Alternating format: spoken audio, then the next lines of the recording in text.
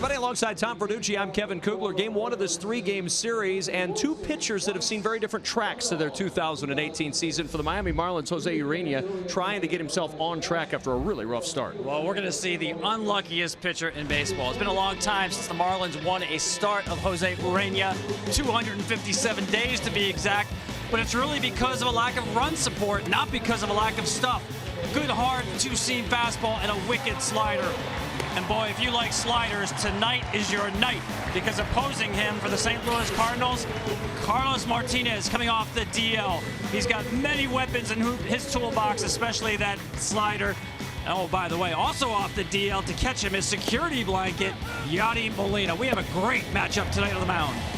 Should be a good one, and we've got an interesting matchup at the plate. You know, the Marlins traded their entire starting outfield from a year ago. One of those guys, Marcell Ozuna, back to face his former team tonight in a Cardinal uniform. 37 home runs last year for the Marlins, and Cardinals fans might be wondering, where is that power? Just 3 home runs in his first 55 games, but he's gone yard back-to-back, starting to heat up and getting a look at his former teammates tonight for the first time.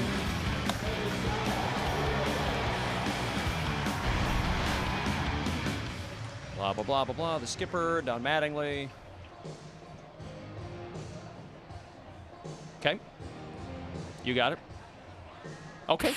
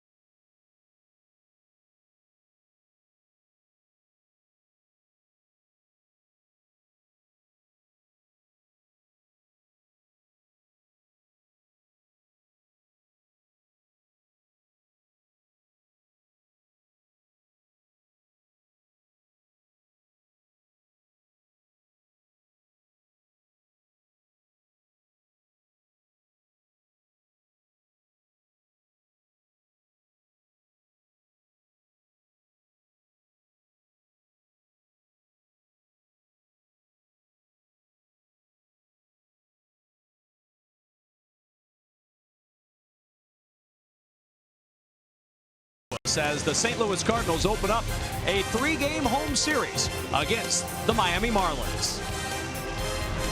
Hi, everybody. Alongside Tom Verducci, I'm Kevin Kugler. Wonderful to have you with us as we kick off this 3-game series. The Marlins in town to take on the Cardinals, and a very interesting pitching matchup. And Tom, there's bad luck, and then there's what Jose Urena has pitched in this year. That's terrible luck. Well, Kevin, tonight we will see the unluckiest pitcher in the major leagues. It's been a long time since the Marlins won a game that Urena started. How long? 257 days. Now, that's not because of a lack of stuff. It's a lack of run support. His stuff can be electric, mid-90s fastball and a wipeout slider. And hey, if you like sliders, tonight's your lucky night, because going against him, Carlos Martinez, many weapons in his toolbox, but his put-away pitch is that nasty slider. And he's got a security blanket back behind the plate. Yadi Molina, like Carlos Martinez, comes off the DL for tonight's game. We've got a great pitching matchup tonight. Well, when you look at the lineup, you see a former Marlin in the Cardinal lineup. Not surprising, they traded their entire starting outfield from a year ago. One of them to here in Marcell Ozuna, and he found a little power this last weekend. Well, it's a big-time power. 37 home runs last year for the Marlins, and the Cardinals fans were saying, where is that power? Just 3 home runs in his first 55 games, but he's gone yard in back-to-back games entering tonight. He is red hot as he meets up against his former teammates for the first time.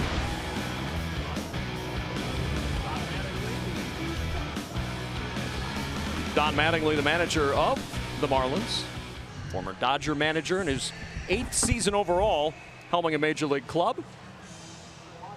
A team that is certainly in rebuild mode in Miami. And you look at that batting order, JT Realmuto has been a star in the making for the Miami Marlins, and Realmuto is charged with handling a lot of that offensive load as well as handling what he finds on the mound in Jose Urena.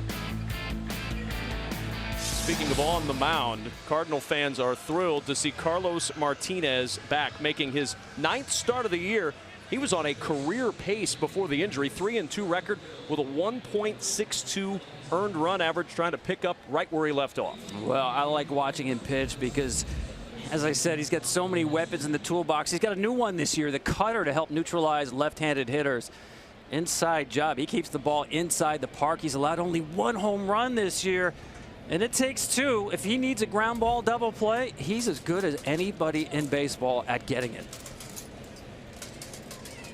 He'll find some willing participants in that Marlins lineup to hit into double plays if he needs one. Starlin Castro and Miguel Rojas, 2 guys who have hit into almost as many as anybody in baseball, as Castro steps in to lead this off.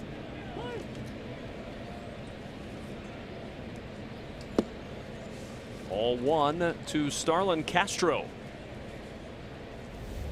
Former Yankee, former Cub, 288 the average, 3 homers, 24 runs driven in. 2 balls, no strikes on Castro.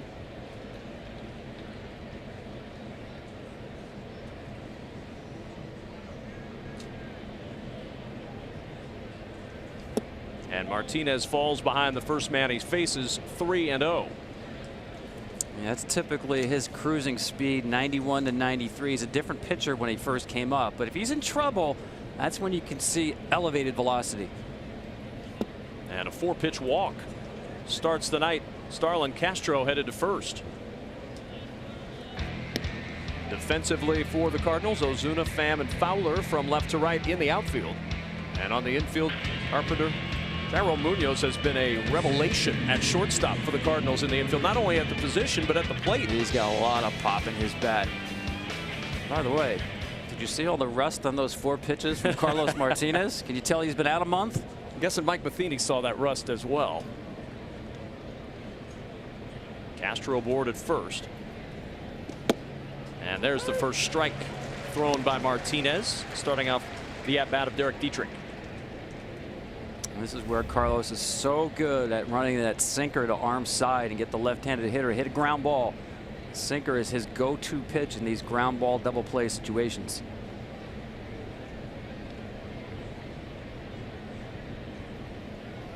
Runner goes, a little hit and run, and it's fouled away. I like that from Don Mattingly. He knows he's got a guy out there who gets the ground balls, expert at getting the double plays. This is not a team that's going to hit the long ball. So Don Mattingly has to play aggressively when it comes to starting runners. I like that. First inning, set the tone. It's an offense that has really struggled to score runs. 4 total runs in the last 3 games for Miami. Don Mattingly trying to do anything to jumpstart this offense tonight against Martinez. On the ground, that's fouled away. May have broken his bat on that one. That looked like it might have been the cutter there. That's the new pitch. As I said, he's added to neutralize left-handed hitters. Carlos has always been terrific against right-handed hitters, largely because of the slider fastball combo. The addition of that pitch this year, now he can own both sides of the plate against lefties. Mike Maddox, pitching coach, certainly happy to have his best starting weapon back.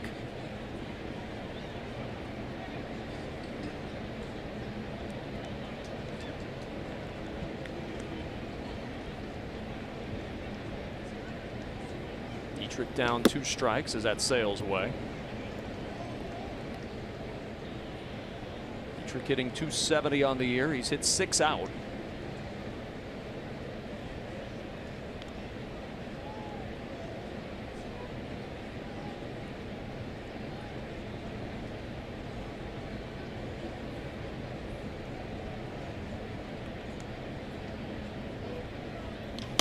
And again, Dietrich fouls it away. Castro staying put at first after that early movement. Castro drew the leadoff walk here in the top of the first inning.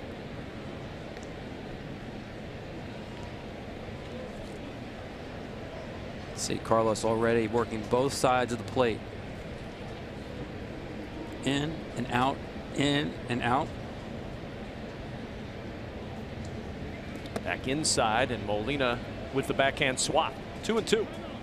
That's the changeup. That's a nasty pitch. The changeup for Carlos. We talk about the slider, the cutter. Batter's hitting 105 against his changeup, and again, that pitch had a lot of rust on it. He missed 4 turns through the rotation with that lat injury. Pitched in Springfield on Thursday in a rehab start, went 4 innings, gave up a couple of long balls, 5 hits in all. Now there's a foul tip strikeout. Dietrich gone for the first out in the first. Yeah, that's why you can't send a runner, or it's risky with 2 strikes on Carlos, because 2 strikes, that's slider count. You're going to get swing and miss. That one perfectly executed underneath the barrel, Dietrich. As you said, if you like sliders tonight, I'm telling you. you're in the right spot. Urania, I mean, a lot of people are going to look at his 1-loss record and watch him take the mound and say, how could you not win a game with that stuff? He can be electric at times. Real Muto shatters the bat. This could be 2 to second for 1, and on to first for the double play. Double play ends the top half of inning number 1.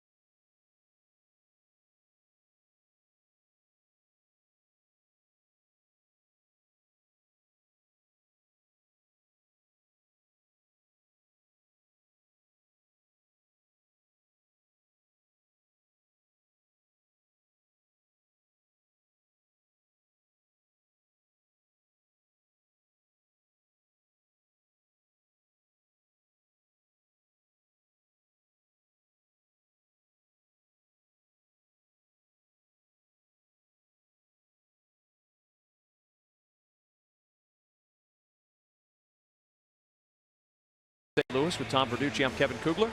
Good to have you with us tonight. As the lineup for the Cardinals, you see Matt Carpenter in that leadoff spot. Marcell Ozuna coming off those 2 home runs over the weekend, and in the 5 spot, everybody happy around here to see Yadier Molina back. We were down in the clubhouse earlier today. There was just a little bit of a lift with Molina back in the lineup and back behind the plate. The man who's got to try to calm down that lineup is the right-hander Jose Urena. 0-7 record, a 4.41 earned run average, and the fastball in there at 93 to start off the at-bat of Carpenter. He's got good stuff, though, Tom. That record, as you said, is deceiving. A little help here, please. The worst run support in Major League Baseball. The rare power two-seamer. He'll throw that 96 with movement. And the slider, to me, that's his best pitch. Batter's hitting 161. No home runs allowed off that slider.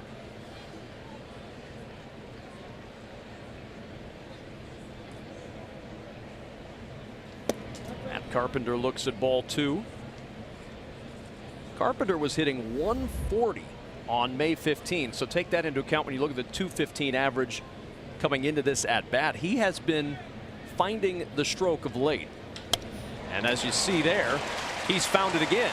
That broke a modest 0 for 11 slump, but even with that 0 for 11, he was hitting well above 300 in that span, and a good solid single to start off the first. Yeah, right before he turned it around, I had a conversation with Matt, and he talked about how the shifts against him had gotten inside his head a little bit. He was actually trying to do too much, hitting the ball over the shifts. That's a great approach right there. Bases empty, leadoff situation. Take the ball the other way. But look at this. Look how much he's turned it around. I look at the exit velocity. Below average before May 16th, above average since then. You want to talk exit velocity? Here's Jose Martinez at the plate. He hits the ball extremely hard against the Reds in April. Hit one out with an exit velocity of almost 114 miles an hour. And he doesn't get cheated up there. He's got a lot going now. The hands are moving, the feet are moving. He's always in swing mode. High pop, shallow left. Dietrich coming on in a hurry, slides, and he makes the catch. The throw to first, trying to double off Carpenter, and he got him.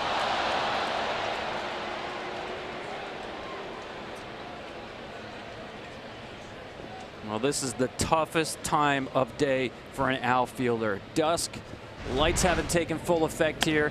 A little bit late read by Dietrich. You see him break back on the ball, recovers in time, and Carpenter just gets burned by going just a little bit too far. Now, no reason to go too far, because if that ball drops, you're not going to get 2 bases anyway. You're just going to get second base. Good recovery by Dietrich and a strong throw. So 2 down, bases clear, and Urena getting a little help from his defense. Pham attacks the first pitch and fouls it away. You see how late he was in that pitch? That tells me, and I talked to him before the game, he's been struggling lately. He's thinking more of an opposite field approach. He's been rolling over on breaking pitches. That's actually a good sign, being late on the heater. Slow roller to Rojas at third, and that ends the inning. An 8-pitch inning for Urena. We're scoreless in St. Louis.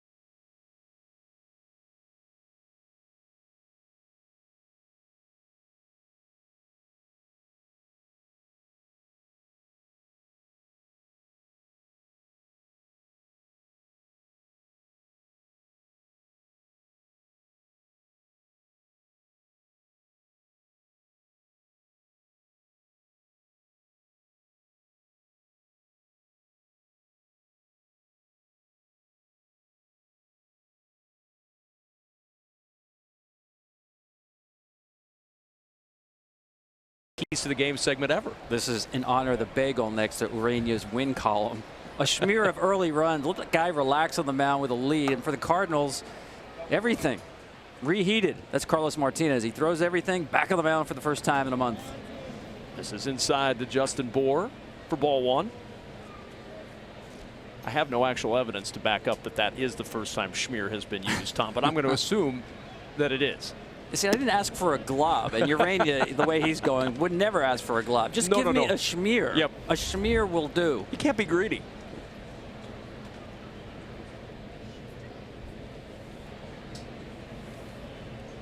Shift is on for Bour, with Carpenter going over near second. And you see how that becomes count dependent. Gets to a hitter's count and become a little more extreme to the pull side. Go ahead and take a rip here if you like it, Justin. 3-0. No need. Second straight inning with a leadoff walk on 4 pitches. Castro led off the first with a walk, and now Bour aboard to start the second. Well, I've always thought Carlos Martinez is a pitcher who pitches better out of the stretch with runners on base, but this is pushing it a little bit. 2 4-pitch leadoff walks. Well, Bour's a guy who's shown a good eye all year long. 4th in the baseball world with 39 walks now on the year. Good chunk of those have come with 2 out. This comes to lead off the ball game as Brian Anderson, or the inning rather, as Brian Anderson steps in and takes ball one.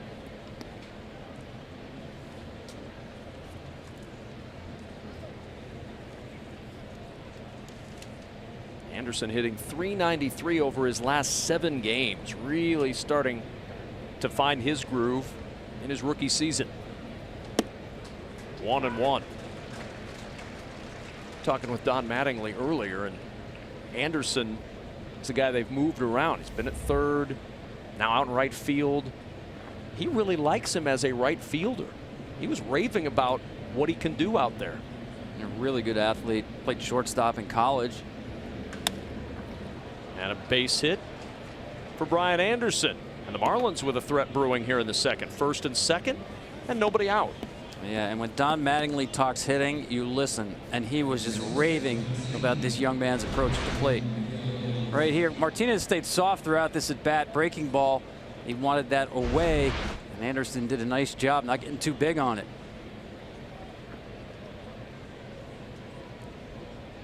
Yeah, he said Anderson's a guy you win with, which coming from Don Mattingly is pretty high praise. But he had a lot of good things to say about what Brian Anderson can do. Here's Miguel Rojas now. 2 on and nobody out. 0-1 on Rojas, who is a very inviting double play target. Leads the league. It's hard to believe, but this Marlins team, they have not joined the launch angle revolution. They're going to hit more ground balls than anybody else. And against the ground ball pitcher, not a good recipe. Lifted in the air, foul and out of play.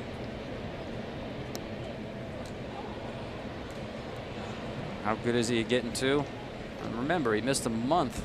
This is the last 2 years. Only Martin Perez of the Rangers with more. And Stroman, of course, another sinker ball specialist, throws the ball on the ground.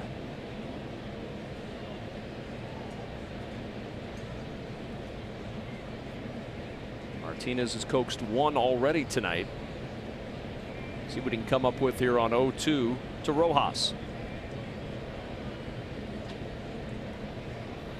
On the ground, should be 2. To second for 1. The shortstop Munoz turns it for 2. Now, I'm not sure Carlos threw this ball exactly where he wanted, but he got the result that he wanted. A lot due to the late movement on this 2-seam fastball. Just works off the barrel a little bit, and he does it again. It's just remarkable how well he executes with runners on base. It's almost like he needs a little bit of anxiety to bring out the best. So now Bour over at third.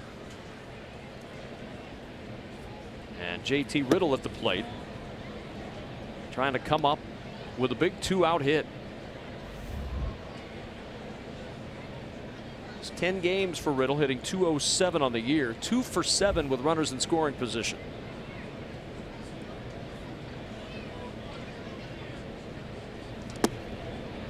Nice backhand stop by Molina, 2-0, and the throw down to third just to let Bohr know he knows he's there. Yadi's got the hands of an infielder back there. It's almost like for a first baseman, that in-between hop is the toughest, and that's what the catcher got right there. He's able to keep it in front. Watch how far in front this ball will bounce. Just keep it in front and try to catch it. Nice job.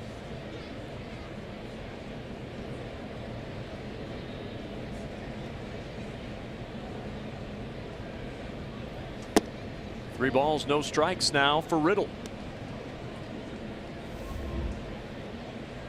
That average against with runners in scoring position, when you compare it to the league average, it's even more impressive. Magician. The great escapes.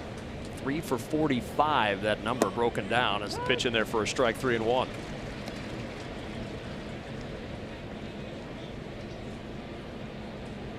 Two double plays in 2 innings thrown by Martinez so far have kept the wildness from hurting him.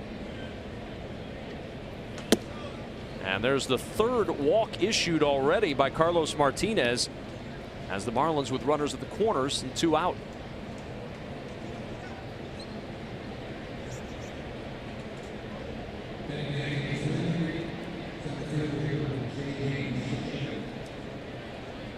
So Mike Matheny calling the defensive plays here to first and third situation.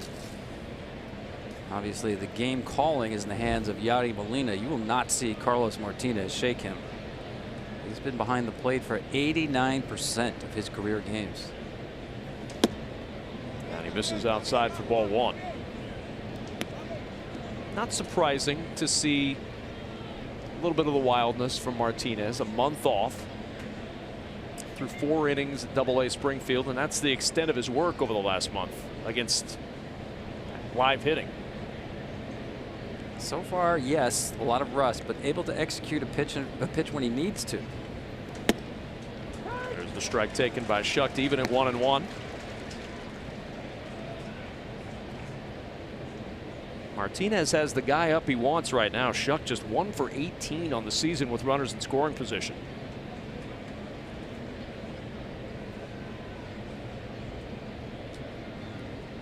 Marlins for Don Mattingly have scored the fewest runs in Major League Baseball. Urania certainly knows about that. No run support for the Marlins starter. Looking for a little here with 2 out.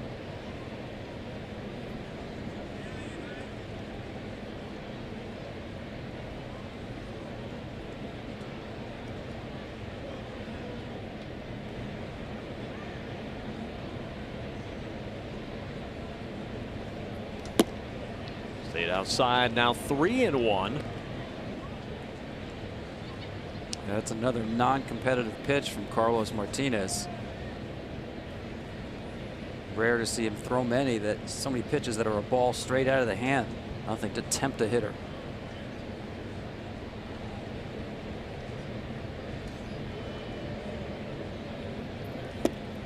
And ball 4. That is 4 walks, 3 in the inning. But Martinez can still get out of it with no damage done with the pitcher coming up. The 2018 Camping World MLB All-Star Ballot is now open and exclusively online. You can vote for your favorite players at MLB.com/vote. Catch all the excitement of the 89th MLB All-Star Game presented by MasterCard July 17 live on Fox and ESPN Radio. Yeah, you mentioned Urania coming up here. Not much of a hitter. Seems to have an out in order here in the 9th spot. You'd still like to be a little more aggressive against the 8 hitter and go after him so that Urania is leading off the next inning.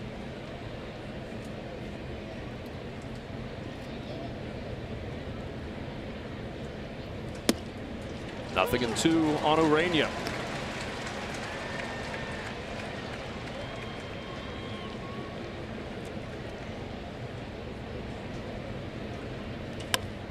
In the air down the right field line. That's foul. Urania trying to dump one in over Martinez. chip shot. Wide of the green.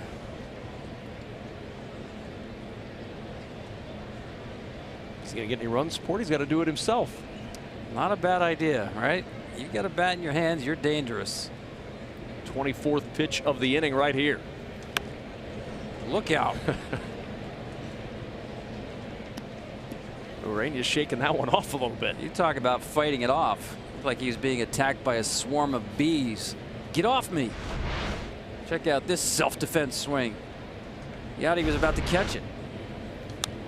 Had the look on his face like there were bees there too. Hanging in there though.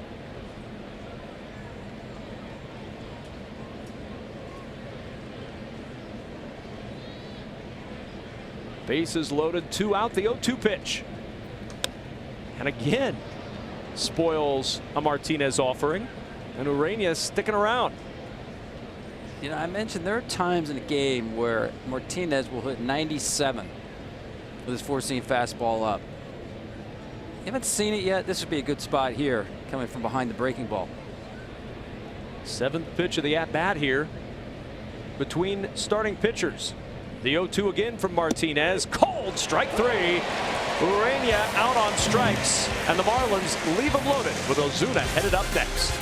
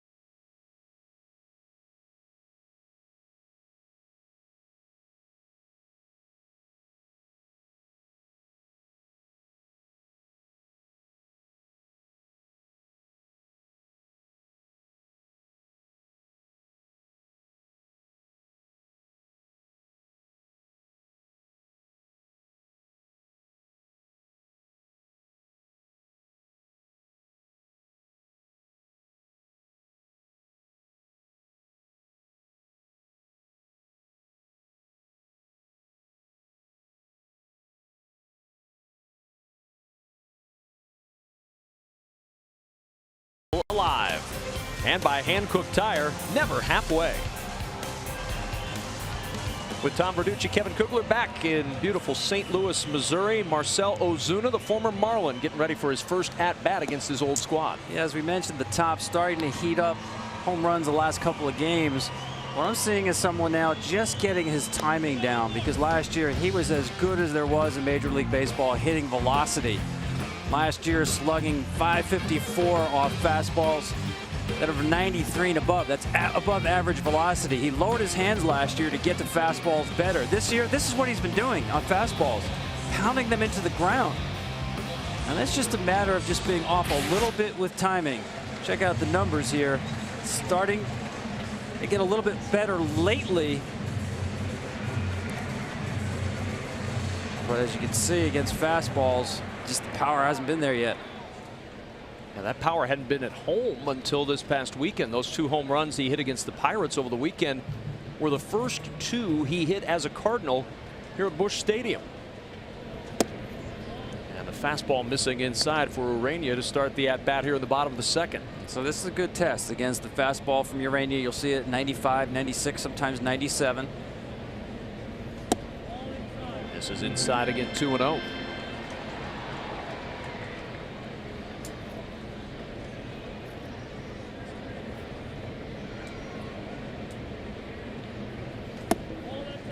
3-0 to Marcell Ozuna.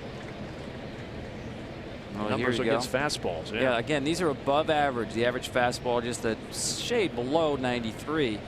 And you can see it's been a different year for him.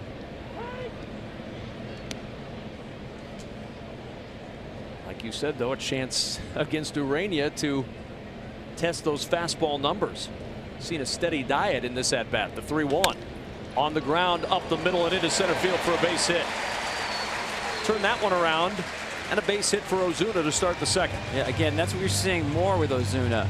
A flatter swing this year. Of course, we all talk about launch angle these days, and to me, that's more the result rather than the approach, than the process. And against those fastballs, his launch angle was down at 2 degrees. Not going to do a lot of damage there. And how about this ovation to welcome back Yadi Molina?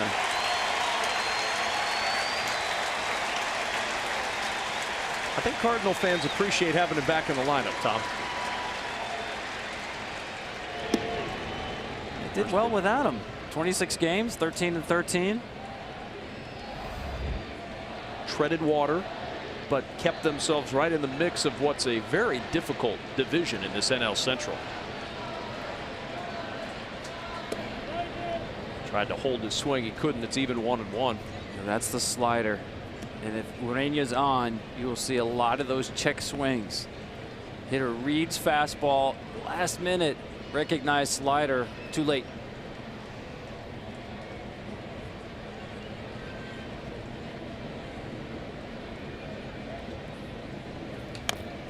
Just got a piece, 1-2. What was it that Tommy Pham said when you were talking with him earlier today? You asked him about getting both Molina and Martinez back on the same night. Christmas in June. Yeah, early Christmas. That's what this present is. Your ace, although Michael Wacha's been pitching like one recently, and your franchise catcher come back on the same day. 8-time All-Star Yadier Molina down 1-2. 2-2 now. That's a great take. Smart hitter, knows that's the go-to pitch in the go-to spot with 2 strikes. Doesn't bite on the slider. And the danger here from Urania after that take is to think he has to throw it in the strike zone, that slider. That's usually when it gets hit. It's much better when it starts in the zone and works out.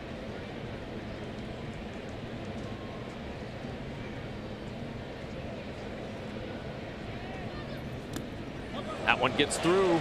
Real Muto. To second goes Ozuna. And the count now full on Molina. Yeah, JT tried to short hop this pitch, didn't get his fingers down. Instead, almost a backhand short hop. Just doesn't stick in the web.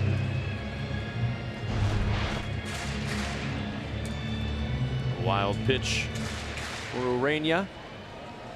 Ozuna into scoring position now. And Molina's worked at full 3-2. Watch this right field approach right here. Hammers it to left. Dietrich up with it. Ozuna runs through the stop sign. Here comes the throw. Not in time. It's cut off. And the Cardinals take a 1-0 lead.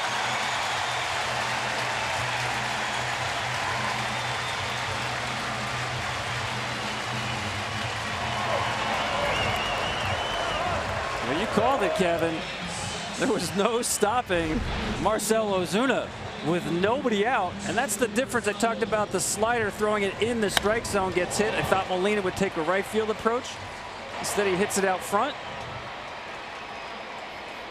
I tell you, Marcell Ozuna did a great job cutting the bag there at third base. Welcome back, Yadi Molina. Jose Oquendo did everything but shoot a flare to try to get Ozuna to stop, and that one hit hard to center, but right at Schick. And J.P. Schick makes the catch for the first out. It's Jose Oquendo, longest tenured coach on this Cardinals staff.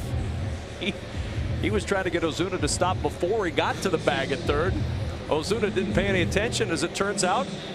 Good decision by Ozuna. I guess he's not giving orders, he's giving suggestions.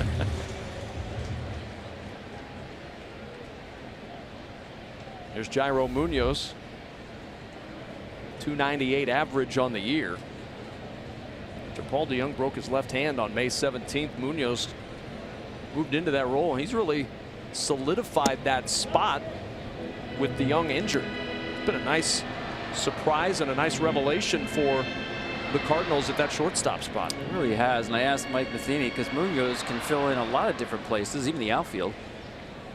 And I asked him, what do you think his best position is? He said shortstop. He said the most experience there, a natural shortstop.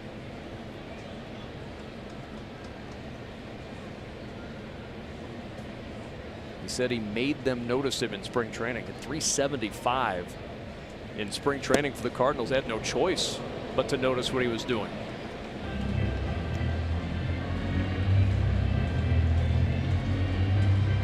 Over the last 2 weeks, no shortstop in baseball's hit at a better average than Munoz, hitting .405 since May 22nd. Down 2 strikes here to Urania.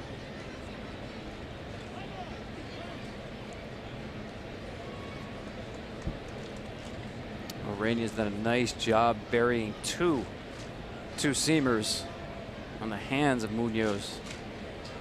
Does he go in a third time?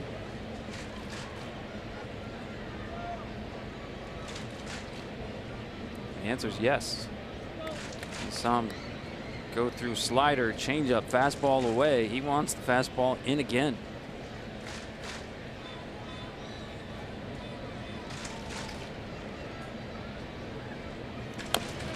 That one in and low, and it's fouled away by Munoz. You get a good idea of the kind of stuff Urania's got. I mean, that's 97 with really good arm side run. You don't see many power sinkers at that velocity with that movement. And when he's on, he's got sink to that as well, not just the horizontal run. 1 ball, 2 strikes on Munoz.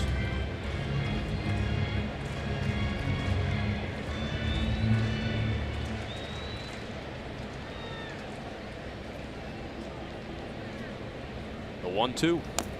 And again, Munoz gets a piece of the fastball. It's a good battle. Pitcher staying stubborn. Munoz staying alive.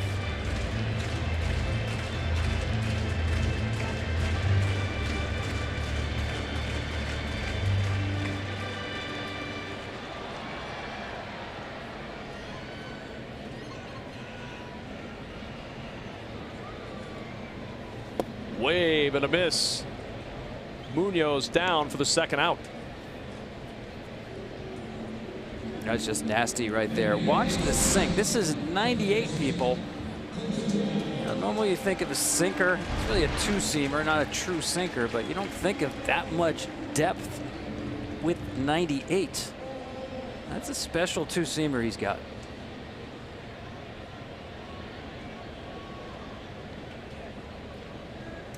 Two down for Wong as Colton Wong looks at the first pitch for a strike.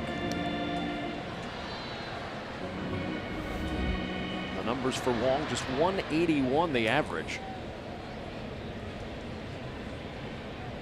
Went off a 285 season a year ago, and there's a liner fair into the right field corner. Rounding second and headed to third is Molina. On to second is Wong. It's a 2-out double. And the Cardinals with runners at second and third.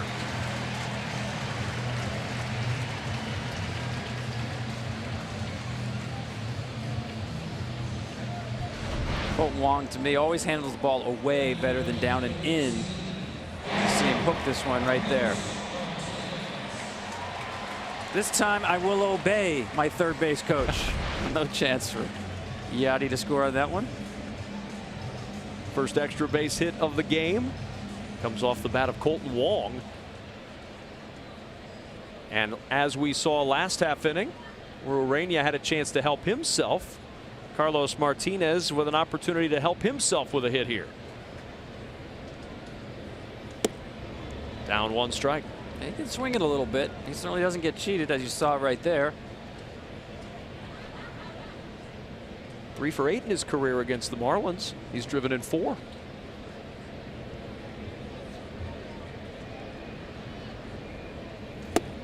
Down 2 strikes.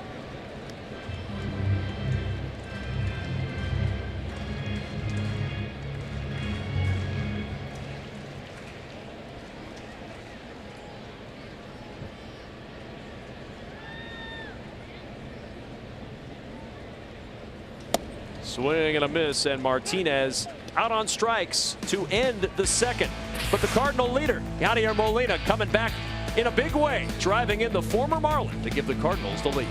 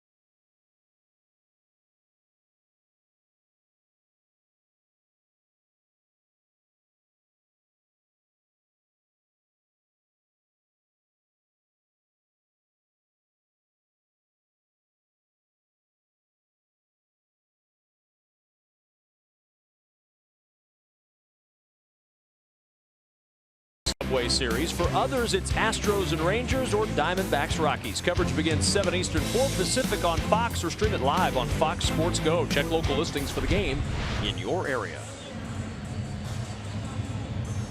Cardinals with a run on 4 hits through the first couple of innings as we move to the third. Top of the order coming back up for the Marlins against Carlos Martinez. It's a big week for the Marlins. Derek Jeter, the new owner, one of the new owners, his first draft this week, and this is why they're in a rebuilding mode. These are the first-round picks. The last 5 years, they've had 9 of them. 3 have been traded. None of them have really made an impact at the big league level with the Marlins. So what does Derek Jeter do with his first pick? Went for a high school outfielder, Connor Scott from Florida. In fact, their first 3 picks were all high school position players. Scott is known as, really his best tool is probably his speed, not so much power, and that seems to be where the Marlins are headed, looking to stock the system with athleticism.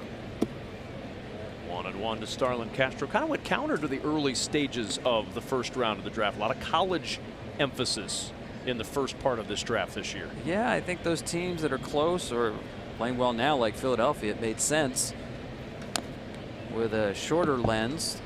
And it seemed like the Marlins, obviously building for the future, can be more patient.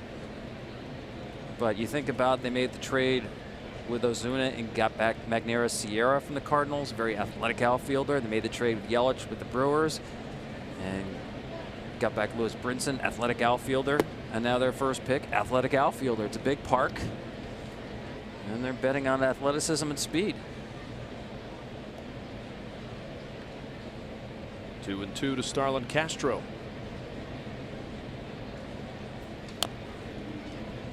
And they're just at the beginning, the Marlins are, of this rebuild process. We talked about the outfield all being traded away in the offseason. These are the top 5 picks in this year's draft. All college players going as the top 5 picks this year. First time since 1992 that we saw the first 5 all from college. And Castro with a base hit. Second time he's been on base, walked in the first, and once again the leadoff man reaching. Every half inning the leadoff man has reached for each team. Two-seamer left up. Good professional hitter. It's as easy as blowing bubbles to square that one up. Leave that to the professionals, though. The blowing of the bubbles. Castro, the 6th Marlin to reach already today, but Martinez has been helped by 2 double plays turned in the first 2 innings. Eric Dietrich looks at the first pitch outside for a ball. Dietrich struck out swinging in the first, one of 2 Martinez strikeouts. Yeah, and you see Dietrich looking down at the sign. This is the same combo we saw where Don Mattingly started the runner. He's already seen 2 double play ground balls. Good count here to have some action on the bags. And Dietrich a line drive into right for a base hit. Back-to-back singles start off the 3rd for the Marlins. Another pitch left up. Nice job by Dietrich. Good level stroke on that.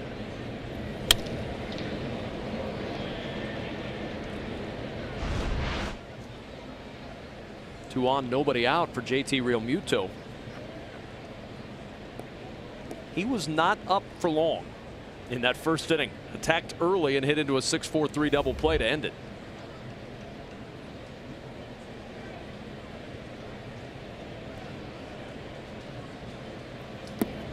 One ball, no strikes on the very talented catcher for the Marlins, JT Realmuto. He called it. He's got so much athleticism. The fastest catcher in baseball. In terms of the pop time, getting rid of the ball to second base, he's right up there with Martin Maldonado and Gary Sanchez. Does a lot of things well. Well, Tommy's been hitting the ball so much harder this year. His exit velocity this year is at 92 miles per hour. You see the numbers. I mean, you hit the ball harder, and a lot of times that means good things for your average, your on-base percentage, certainly your slugging percentage. He ranks top 3, top 4 among catchers in Major League Baseball in every category you see there. And that exit velocity is up over 3.5 miles per hour in from his career numbers. Yeah, Don Mattingly telling us he will be the best catcher in baseball. And you see one guy who may have that title now, Buster Posey might argue, but Yadi Molina with one of his, I think, textbook mound visits. I know there's a limit on it, but he's so good at holding the game early with the right timing of a mound visit. 3 balls, no strikes to Realmuto.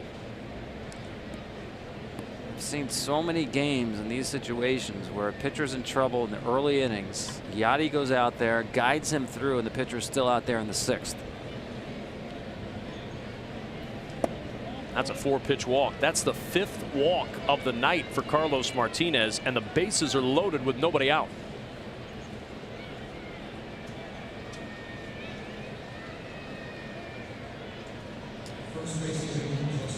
At 3rd is Starlin Castro. Derek Dietrich, the base runner, at 2nd, and Realmuto, beneficiary of the 3rd 4-pitch walk of the night from Martinez. He's at 1st. And here's Justin Bour.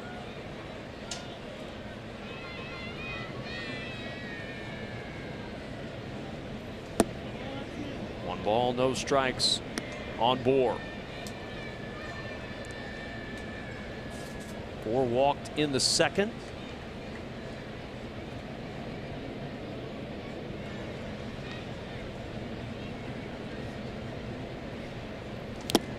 One and one the count. And not necessarily what Mike Matheny thought he would have to be doing in this one. 3rd inning, Austin Gomber up and warming in the Cardinal pen. Yeah, Matheny did tell us that in terms of length, probably would not go as long, but he didn't have this in mind. On the ground, might be 2 to 2nd for 1. On to 1st, it's a double play. The run scores, but no RBI for Justin Bour, who hits into the 3rd Marlins double play of the night. We're even at 1 apiece. He's just a magician. As much as he's been all over the map with the pitches, he's been able to execute, this time with that sinker. Watch just the kind of, excuse me, swing here, a defensive swing on an even count, which you don't want to see that, but that's how good that pitch is.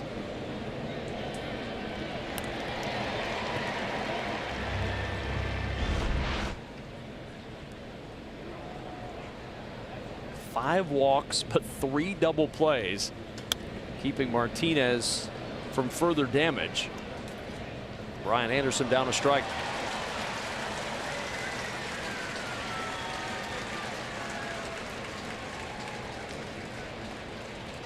First pitch strike has not been the friend today of Carlos Martinez. 6 of 14 first pitch strikes for Martinez as he saws it off, knocks it down from Anderson, throws from his knees, not in time, and the Marlins take the lead.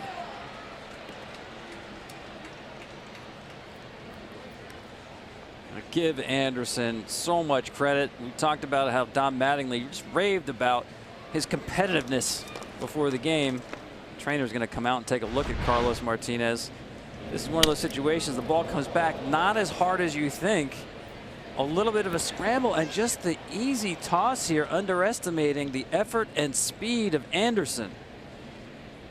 Breaks the bat, so it's really not coming back hard at him, so that's going to fool him. A little bit of a bobble, but no velocity on that throw. So much credit to Anderson to give a hard 90 feet. Adam Olson, the trainer, came out for the Cardinals. Head athletic trainer will head back in after Martinez assured him he was fine on that comebacker off the bat of Brian Anderson.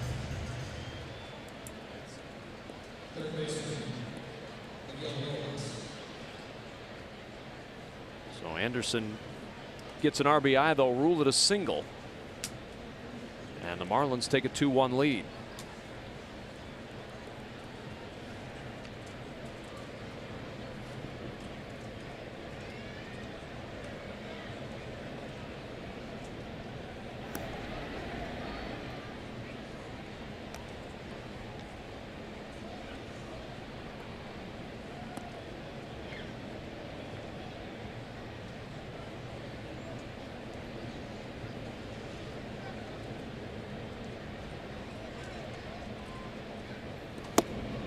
There goes the bat against the screen.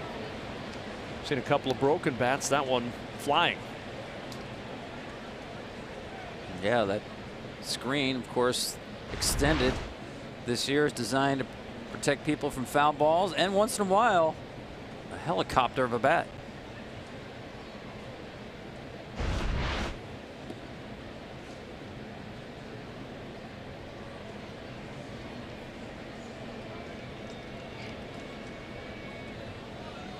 The 0-1 from Martinez. Chopped foul, 0-2.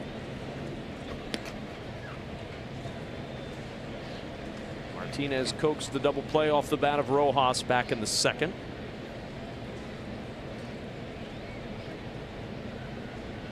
Marlins, though, have played it a pair here in the third to take the 2-1 lead.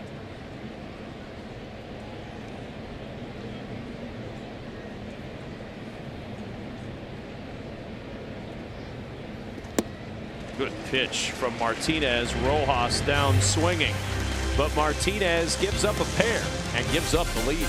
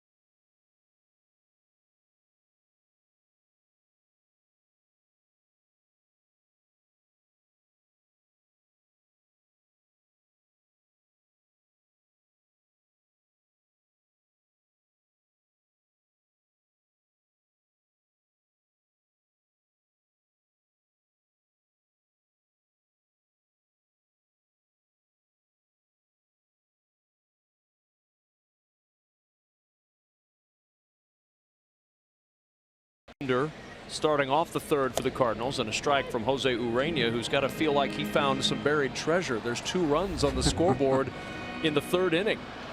Is that enough? He's got a lead. They average 2.8 per 9. Worst run support in baseball for Jose Urena. And again, the Marlins have lost all 12 starts this year, 14 going back to September of last year. Not just where he didn't get a win, but the team lost his starts 14 in a row. With the count 1-2, Marlins shift and move Rojas over in the normal second base position. The 1-2 is low, 2-2. You were talking earlier, Tom, about how Carpenter has said those shifts at one point were getting in his head a little bit. Yeah, and I like what Mike Matheny did that spot in the middle of May. He basically gave him about 2.5 days off. And Matt told me it almost felt like a mini all-star break. You know, Matt was talking about just the grind when you're hitting a buck something, just the mental grind of it got to him. It really has been a much better, different hitter since that mini break. Fouls off the 3-2. Kind of a similar approach to how Don Mattingly is approaching Lewis Brinson right now, who's not in center field tonight, getting a night off while they continue to work with that very talented outfielder and try to get his hitting stroke going a little bit. That's a good day off with Carlos Martinez on the other side. It's right through the shift past the diving Starlin Castro, and Matt Carpenter's 2 for 2 tonight with a pair of singles. Yeah, we've seen most of the hits tonight have been on fastballs.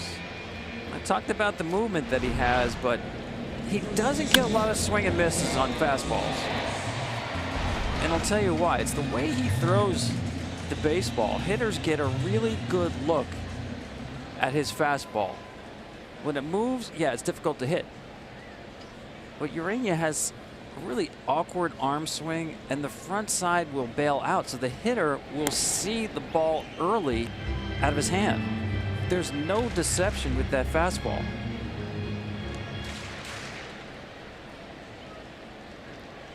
Pitchers who have difficult fastballs to hit will keep that front side closed. And once you take a look at this front shoulder here and how it opens up, and the hitter can see that fastball early. Pitching is kind of like hitting. There's 2 rotations. There's torso and hip. And the rotations should be split. Your range is more synchronized. Base hit for Jose Martinez, rounding second and headed to third is Carpenter, and the Cardinals runners at the corners and nobody out. And you talk about that deception from Urena, second time through the order. The Cardinals are 2 for 2.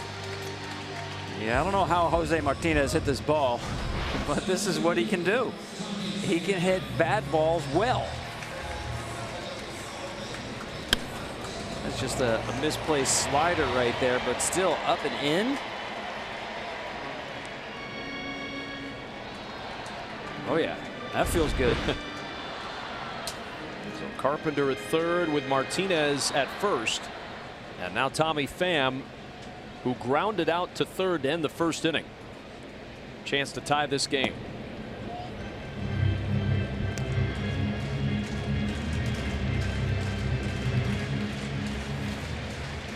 Batting average May 1, 341. And he mentioned to me that, yeah, he's getting pitched differently. April, he picked up right where he left off last year, but you saw those numbers. Tough go of late. He said he's getting more breaking balls. He's got to get back to using the right side of the field. Strike in there, 2-1. He got an odd injury in late April to Tommy Pham. He cut his head. He was wearing one of those hitting contraptions in the cage to help your swing, and the band on the contraption hit his bat, threw it back into his head, cut him open. There's a double play ball off the bat of Pham, scoring the tying run, Matt Carpenter, and it's a 2-2 ball game, but now 2 gone in the third. Yeah, Urena will take that trade. Yeah, it ties the score, but first and third, no outs. He'll take the 2 outs. against the middle of the St. Louis lineup. So it's up to Marcell Ozuna now. Base is empty, 2 down here in the Cardinal third. It's a real double play fest tonight, isn't it? If you like walks and double plays, this has been your night. Every leadoff man has reached in this game. That's 6 leadoff batters. All have reached. But we have seen between the two teams 5 double plays in the first 2 2/3 innings now of this bottom of the third. I mean, an odd night. And double plays are actually down. You know, my instincts told me they must be up because once we went to the slide rule at second base, you know, second baseman, shortstops, they can just hang in there with impunity, right? But they're actually down, and that's because of what's going on in baseball with strikeouts. Right. Ball's not in play. Well, they're not down tonight. 3-1 on Marcell Ozuna.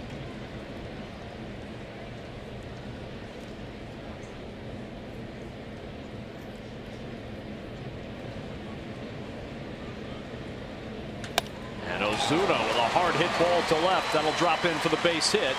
Over to cut it off is Dietrich to hold Ozuna to a 2-out single. And that's a 3-1 changeup from Ozuna, to Ozuna from Urania. And he's lucky he got this ball back. See, that ball's deep in the palm of the hand. Ball's hit hard, but again, he's not really driving the ball up in the air as much as he did last year. That'll come. Just want to hit the ball hard, and that's what he did right there. Ozuna's 2 for 2 tonight. He came around to score on the RBI single from Yadier Molina back in the second inning. And Molina, a little soft liner to Castro, and that ends the third. Run comes home to score to tie it at 2. Beautiful shot at downtown St. Louis across the Mississippi.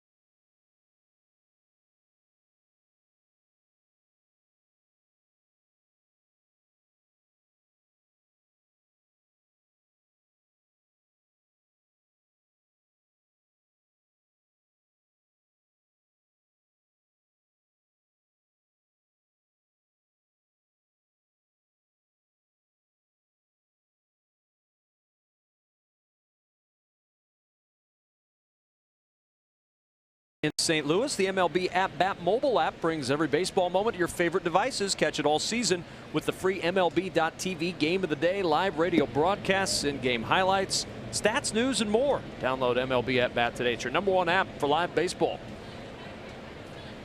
By the way, did you catch how dirty that base was? It was filthy. That was first base. And that's because Jose Martinez, the way he plays first.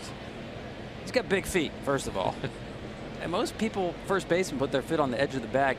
A lot of times he gets his foot on the top of the bag, which is dangerous. And he's been hit a few times by the runner.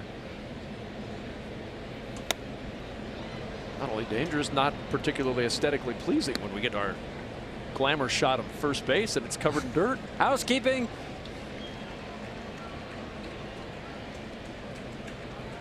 Carlos trying to get a leadoff batter here for a change. 2-2. No leadoff batter has been retired for either team tonight. So it'll be headline news if it happens. Riddle, Shuck, and Urania here, the lower third of the order in the fourth for the Marlins.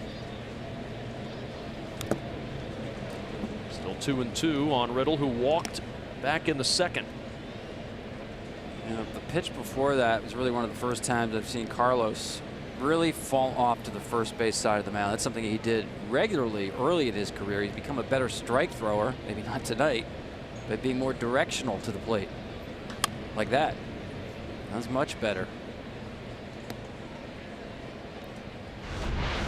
You know, just watch on the left, you'll see back in 2015, his front side would open up so early, he'd pull himself over towards the first base side. Hard to command the baseball. The head stays on the target longer now in 2018. There's a lot less violence in that delivery, a lot less spin. I think he's become a better pitcher for it. Little dribbler that hugged the line and stayed fair, and for the first time tonight a leadoff man is retired as Riddle grounds out to first.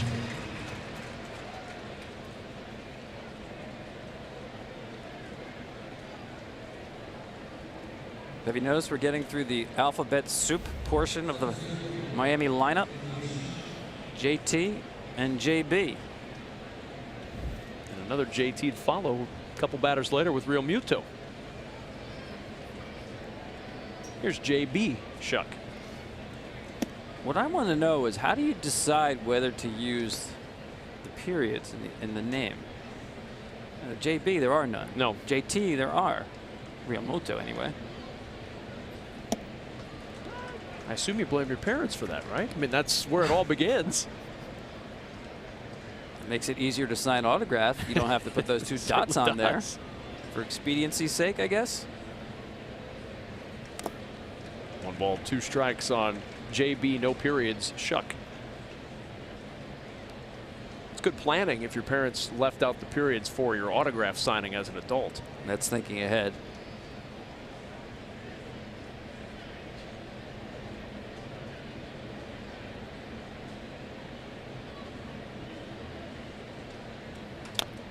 Just got a piece to stay alive. 1-2. Yeah, you see Carlos there, that last pitch. He's not quite cutting it loose tonight, first day back. That's normally a pitch that 2-strike 4-seamer up. You'll see him get mid, even upper 90s. That one just came in there at 94. Still good, but that's not his high octane heater. 95 is what he's topped out at velocity wise today. Tried to get Shuck and he did. Shuck couldn't hold up, and that's strikeout number 4 for Carlos Martinez. Well, you almost know it's coming. 2 strikes, you're going to get the slider, but that's how good it is. Perfectly located. Hitter sees fastball until it's too late.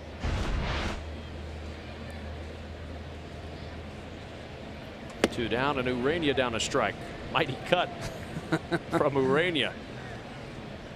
Even he gave Carlos Martinez a little chuckle there at that swing. 0-2. Urania battled him in that second inning, eventually called out on strikes to end the inning. Down quickly 0-2 here. And now down on 3 pitches. First 1, 2, 3 game of the game for either pitcher tonight.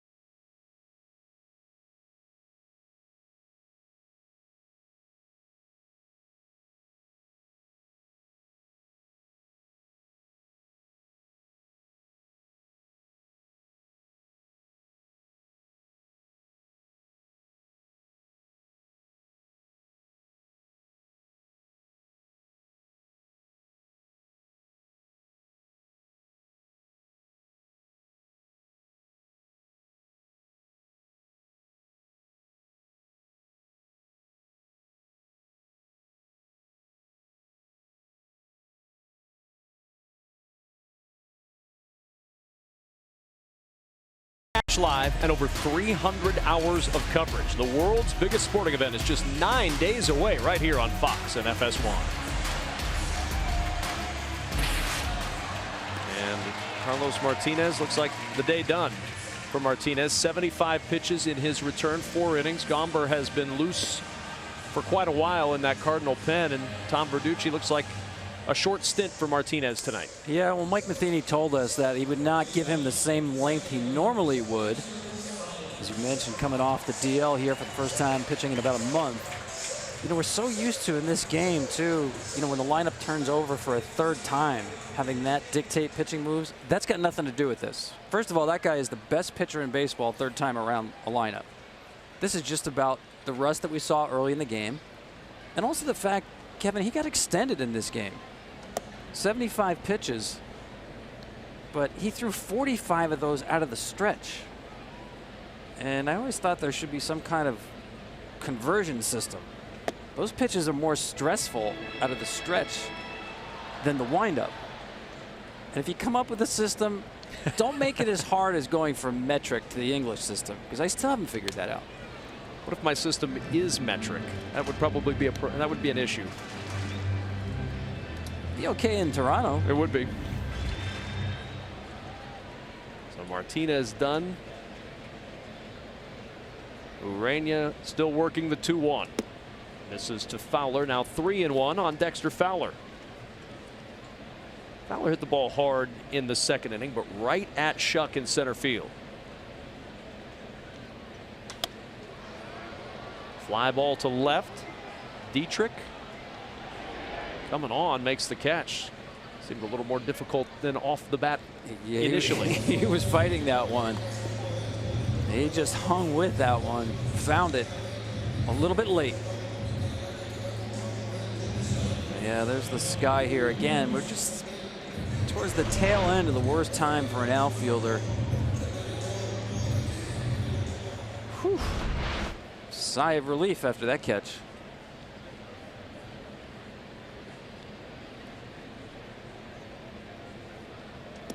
Wave and a miss by Jairo Munoz, who struck out swinging in the second. 2-2 here in the bottom of the fourth.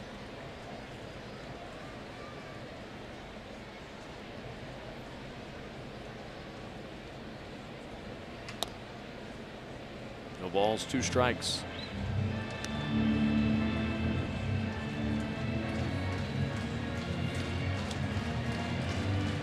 Jairo Munoz, first year with the Cardinals. He was in the Athletics system, split last year between AA and AAA in the Athletics chain.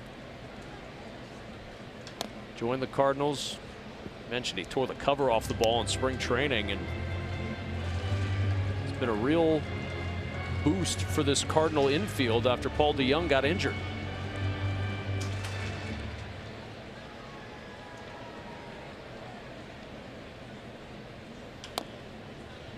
Munoz, who battled Urania in that first at-bat, stays alive, fouling that one off. He's really pounding him in with those 2 seamers. They're almost all off the plate, but they start on the plate. Tried the outside corner, hoping Munoz would chase. He would not. What was the story we heard about the walk-off home run that Munoz hit?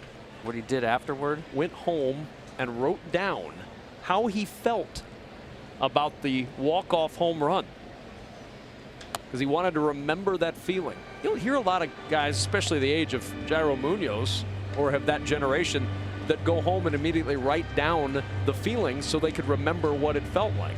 Kind of a cool story. Yeah, it's great. Well, I'm partial, of course. Anybody who's going to be a writer. You're partial to writing? I had no idea. But yeah, I mean, obviously you look at the video anytime you want. But to memorialize your feelings in writing, well, I'm a fan of that.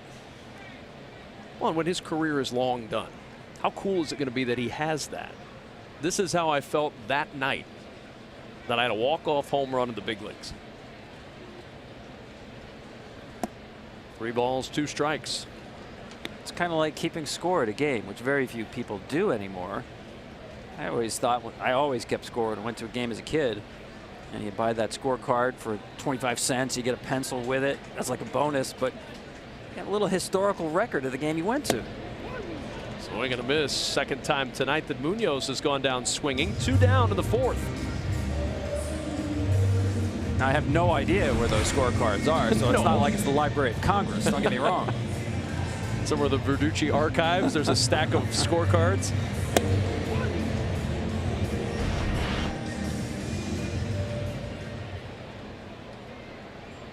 Urania going to work now against Colton Wong, who doubled in the 2nd.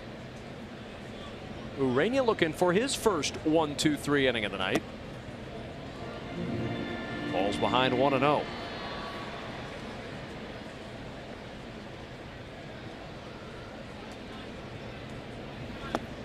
And this is where, as a pitcher, you have to look in the on-deck circle and know that you don't have the pitcher's bailout spot. Martinez coming out of the game, like Matheny as pinch hitter, ready in that spot.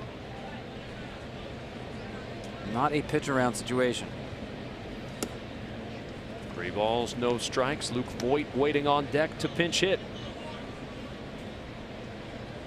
Got a 2-run single in the 9th inning on Thursday in the win over the Pirates.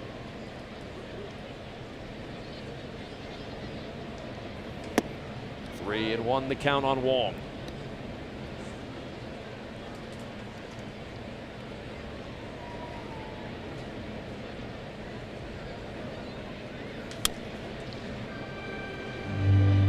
Second time we've seen Urania go to the 3-1 changeup. I really like what I see. Able to go to his 3rd pitch in a hitter's count. 3-2. Chopper, Urania, nice move off the mound. Hard throw to first in time. And the inning is over. A 1-2-3 inning with Castro coming up.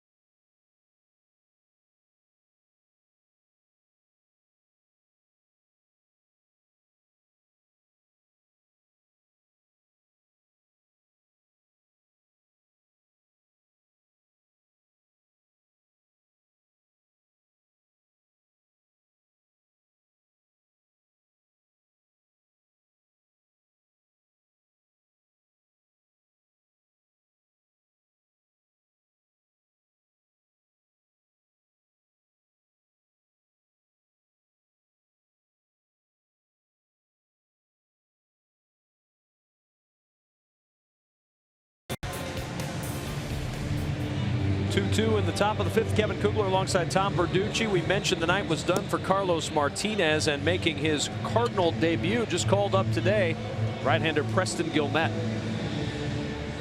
Yeah, we saw Gomber up earlier. I'm guessing that once Matheny's in a situation now with the 9th spot coming up, he just wants a 1-inning pitcher. It's Guillemette. Gomber might have been, if the spot had come up previously, used the pinch hitter for a multiple inning appearance. Straight over the top, kind of an old school delivery you don't see too often anymore. Career numbers for Guillemette, who hasn't thrown a pitch in Major League Baseball since 2015 until right now, as Starlin Castro flares it foul and out of play, 0-1. Castro's been on base twice tonight, followed by Derek Dietrich and JT Realmuto, top of the order for the Marlins here in the 5th.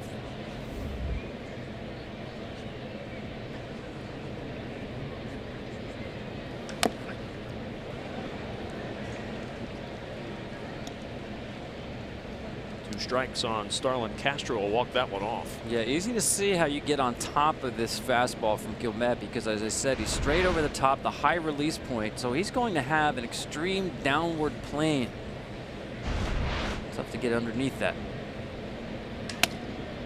Castro, little looper to third. Carpenter with the snare. And let's check in with Kevin Burkhardt in our Fox studios with an update.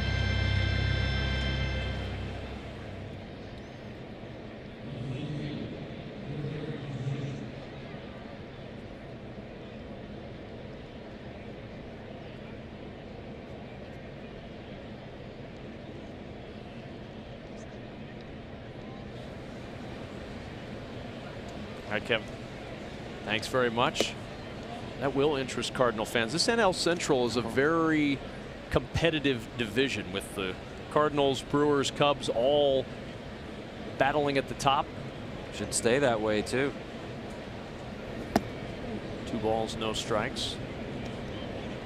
Central standings, and St. Louis had a half-game lead when the injuries hit. Martinez and Molina. Still just 3.5 back after losing both of those guys for a month. They get them back now, and this is really a fortuitous time to get them back, because over the next couple of weeks the schedule really plays in Mike Matheny's favor. You've got the Marlins, the Reds, and the Padres all at the bottom of their respective divisions, while Cubs and Brewers are going to play some better teams over the next couple of weeks.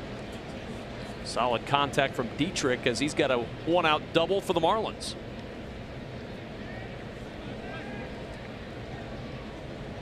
We've seen really good swings from Dietrich tonight. Here's another one. That's that fastball. He does get on it.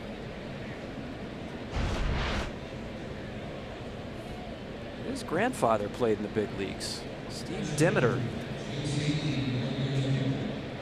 who, as far as baseball players go, was born in the perfect place. Homer City, Pennsylvania. He was He was a terrific slugger in the minor leagues. That's where he made Steve Demeter most of his hay with the Rochester Red Wings. 272 home runs. He played a long time in the minor leagues, a short time in the big leagues. Long enough to be traded in one of the more lopsided trades in baseball history for Norm Cash. Yeah, he went on to win the batting championship.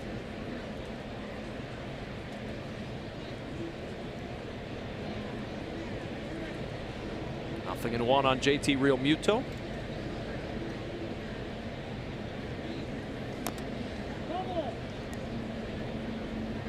By the way, Homer City was not named after home runs. Homer Simpson? Believe it or not, no. No? Boy. It was a stab in the dark. Something a little more historically important. The poet Homer. Named back in the 19th century.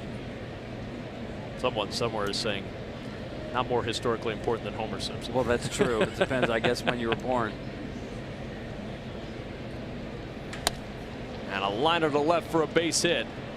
Dietrich will stop at third. Realmuto on for the 2nd time today after walking in the 3rd. And the Marlins with a threat brewing here in the 5th against Guillemette.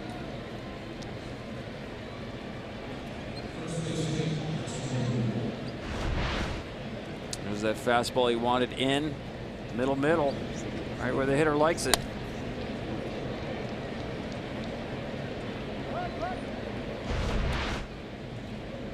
Here's Bohr again in a double play situation. He's got to find a way to elevate the ball here. Cardinals have turned 3 double plays tonight, 5 combined between these two teams.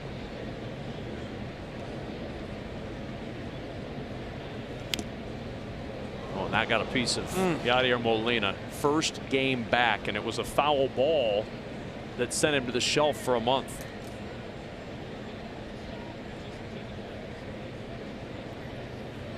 Everybody's watching the body language carefully. This ball looked like it hit him on the right wrist. Says, I'm good.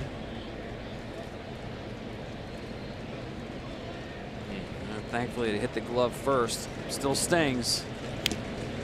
As you mentioned, Kevin, he's just back from the DL from an injury that, and it hurts to say it, traumatic hematoma. Had emergency surgery. 1 ball, 1 strike. He said it was the worst pain he's ever experienced. Said he could barely walk for weeks afterwards. Well, that's saying something when you think about how long he's been behind the dish. All the balls that have caught him.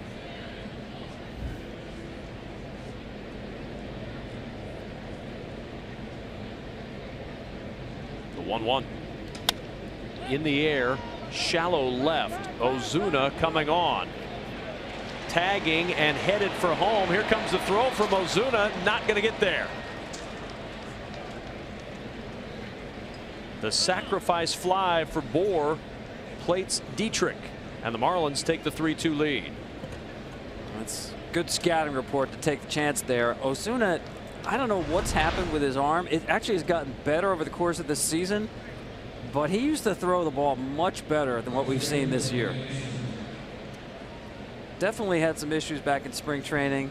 Gets behind the ball well, but there's just not enough on this, and certainly not even close to being on line.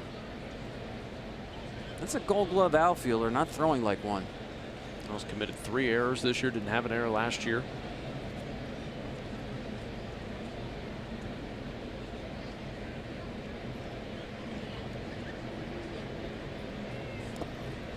Pitch trickles away from Molina, and Real Muto to third.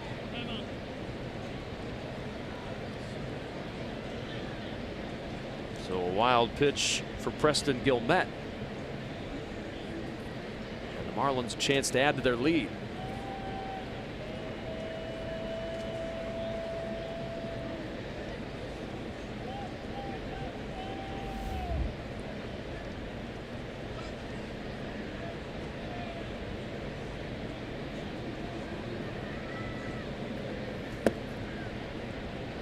Watching this Marlins offense, Kevin, it's like watching a boxer who's just throwing jabs.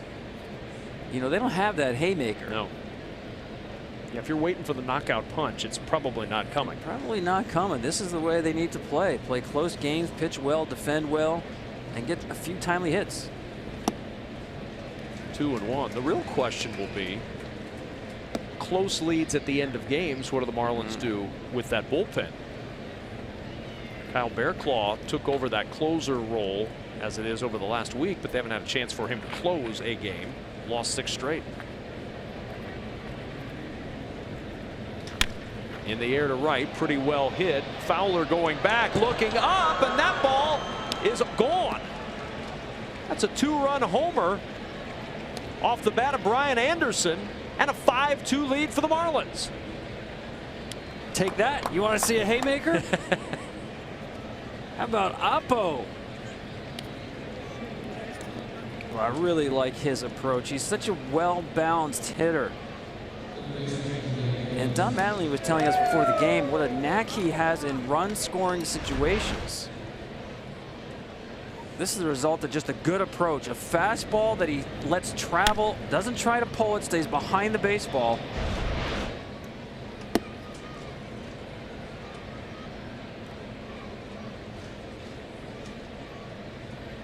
I spoke with Mattingly before the game, and I said, you know, I see a little bit of Nolan Arenado in his swing and his setup, and the way he keeps his head down on the baseball through contact.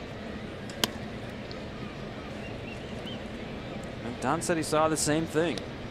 Certainly high praise. Third home run for Anderson, and a 5-2 lead for the Marlins. And for Jose Urena. Too often he's looked up and seen the 5 spot on the board. 1-2 on Miguel Rojas, who hit into a double play in the second, struck out swinging in the third. Well, the Marlins in the previous 27 innings prior to the start of tonight's game had scored 4 runs. 5 runs in 5 innings. It's an avalanche for an offense that only averages a little over 3 per game, no matter who's on the mound. 2-2.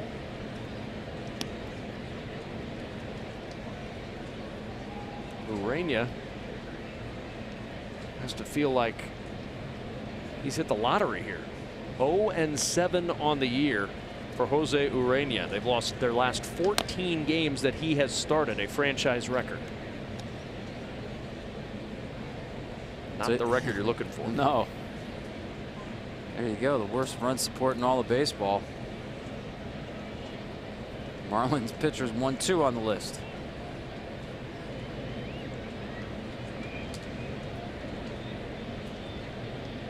Two-two to Rojas. 3-2 now from Guillemette. It's just the 13th home run by a Marlins outfielder this year. Last in the league. Last year they led the league. Very different outfield. Ozuna, Yelich, and Stanton. 3-2 pitch. On the ground to third. Carpenter up with it. The toss across in time, and the side is retired, but a 2-run bomb has given Urania runs to work with.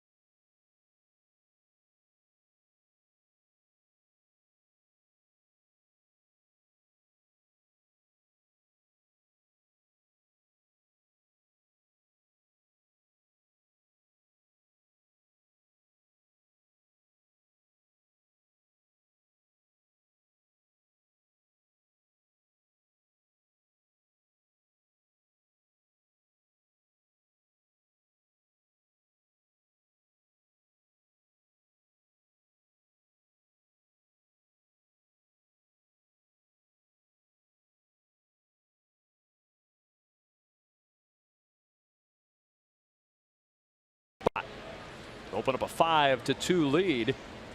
Luke Voit on to pinch hit for the pitcher Guillemette, and it's 1 ball, no strikes on Luke Voit. Second time Voit has been up this year. He's up briefly in early May, didn't see any action. Mentioned the 2-run single he had against the Pirates on Thursday, his only hit in his only at bat so far.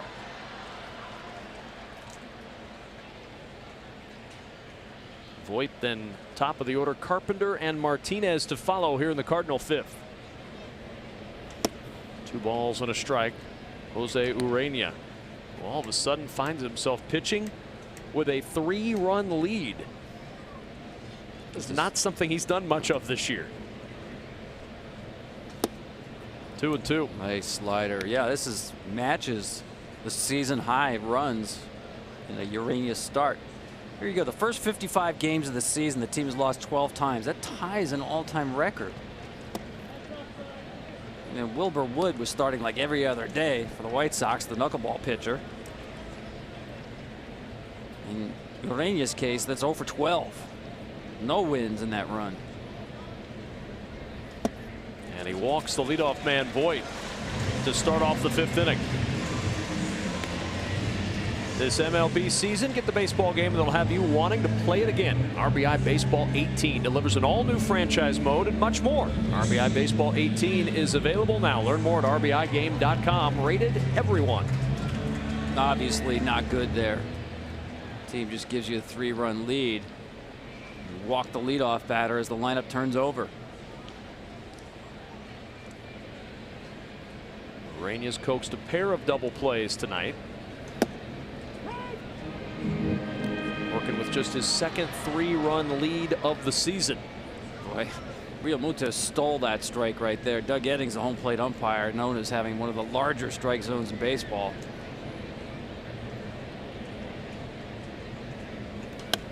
Nothing in 2 on Carpenter.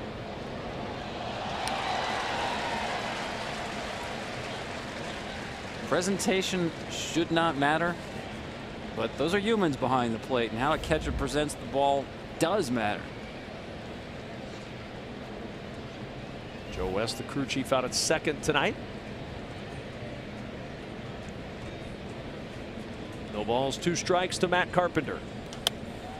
Lifted in the air, foul and out of play.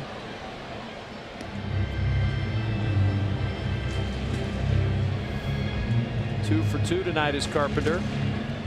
Mentioned how Ureña's been good at coaxing the double play tonight. Carpenter's not hit into a double play this year. Well, he is a fly ball machine. Rarely hits the ball on the ground. Last year, only Joey Gallo hit the ball in the air more often than Matt Carpenter.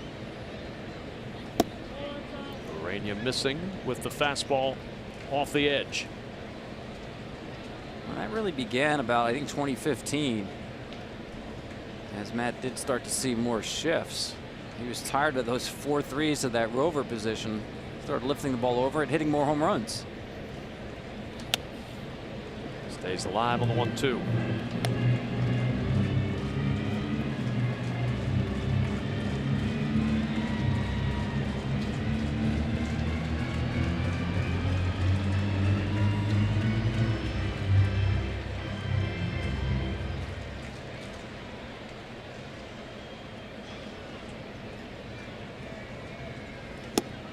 Two balls, 2 strikes now on Carpenter.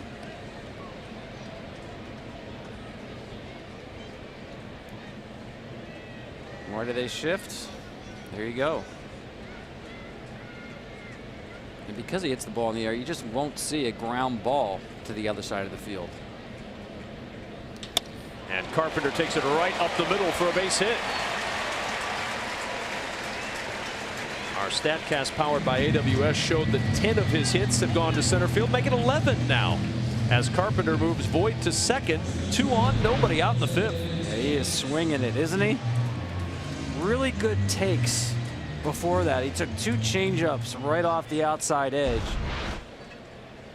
But he's swinging it really well right now. And here's Jose Martinez. Chance to get the Cardinals right back in this one. Base hit in the 3rd. 2 on, nobody out. And Ureña missing inside with a fastball, 1-0. 3rd time through, and this is where Ureña has really struggled this year. Opponent average 308 against Ureña the 3rd time through, and we are just starting that 3rd trip through the Cardinal order here. And again, like Martinez did, he's thrown a lot of pitches out of the stretch.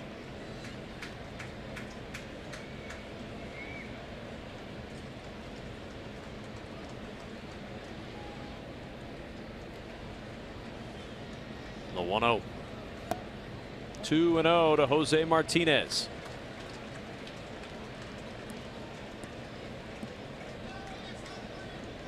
Martinez been in the White Sox chain, Braves, Royals before joining the Cardinals. Hit .309 a year ago with 14 long balls. 2 balls and a strike to Jose Martinez, who's hitting .310 this year with runners in scoring position. He's just been terrific. Back in the day, I covered his dad with the Yankees, Carlos Martinez. The late Carlos Martinez. He was nicknamed Cafe because his father loved coffee so much. Bouncing ball through the left side and a base hit. Stopping at 3rd is Voit, and the Cardinals load him up with nobody out here in the 5th. And that's cafecito right there, a little cup of coffee. Talked about how active he is at the dish. He's a caffeinated hitter. As I said, he's always in swing mode. Showed a little patience at this at bat to get to a pitch that he wanted here. Ball inside with the heater, that two-seamer he stayed off. Change up down, now he's got the count in his favor. Takes the strike for the fastball. Came back with basically the identical pitch, and he's all over it. Active hitter, professional hitter. He got a knack for getting the barrel on the baseball.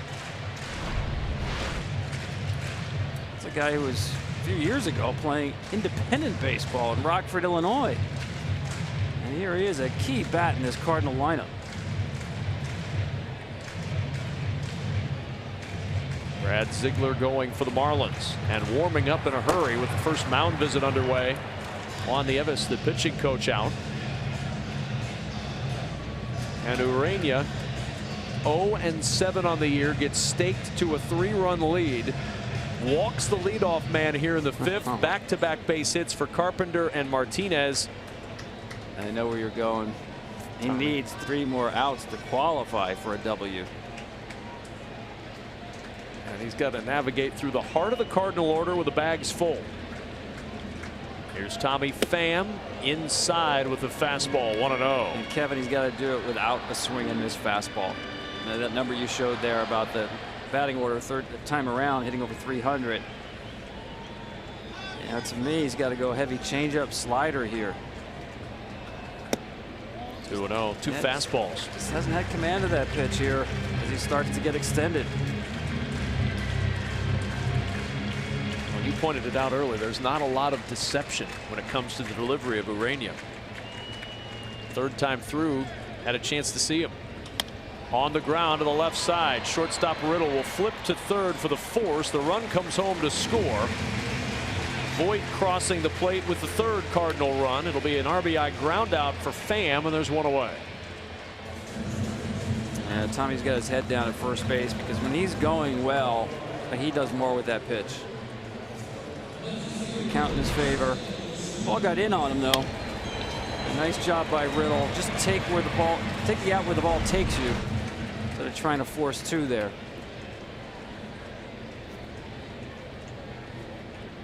And now Marcell Ozuna, 2 for 2, a pair of singles.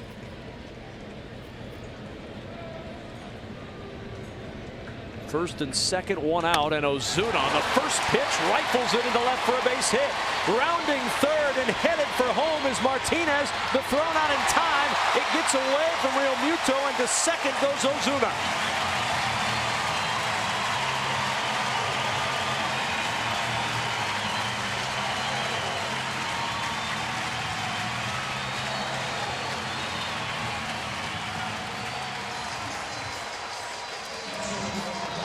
First pitch swinging on the slider in the strike zone the entire time. That's just a cement mixer. That's not a tight spin on a slider. Watch this throw by Dietrich here. It's going to be costly. You see him get underneath the baseball. He's got a lot of history in the infield. He threw that like an infielder, and that takes the double play out of order as Ozuna moves up to second.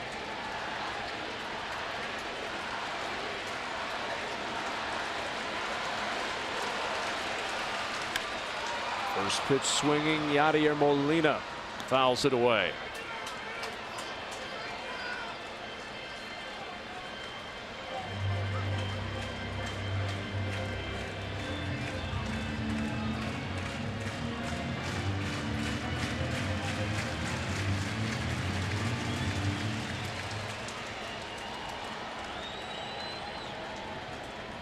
No balls, 1 strike. Molina looking to give the Cardinals the lead, but they throw to third and pick off Tommy Pham. Unbelievable and unforgivable. Good job from the Marlins bench to see this. Talked about how Tommy Pham had his head down at first base. He's just too far off the bag there. You're not going anywhere. The infield is back in the middle. A contact play is on. You could score anyway. There's just no way as a major leaguer on any level you can get picked off third base. And we've seen this, not so much that specific play, but too much from the Cardinals this year. Only the Blue Jays have made more outs on the bases than the St. Louis Cardinals. We saw Carpenter get caught off first base on a ball to left field. And now you see Pham picked off at third.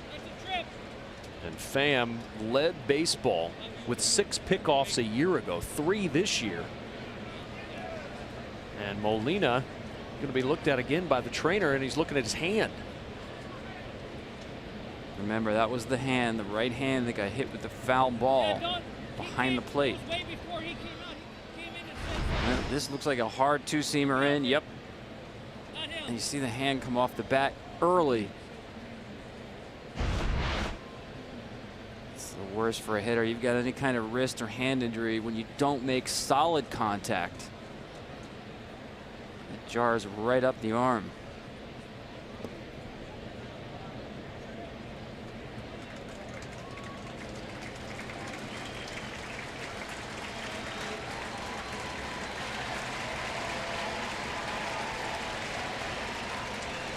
Ozuna engaged in some conversation out there. He and Rojas going back and forth, former teammates. Just arranging for a cup of coffee after the game? Didn't seem like a friendly gathering out there. No. 2 strikes and nothing on Molina.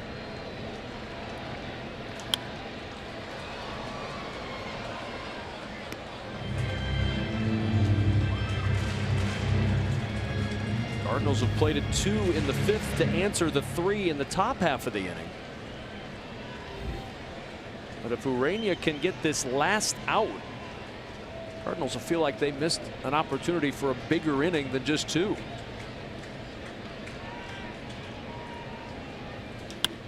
Molina in the air to right. Anderson on the run, not going to get there. And yet he's still flexing that right hand.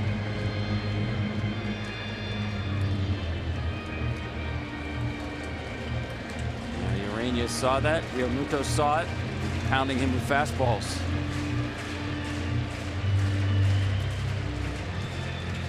I would go right back in with that power two-seamer.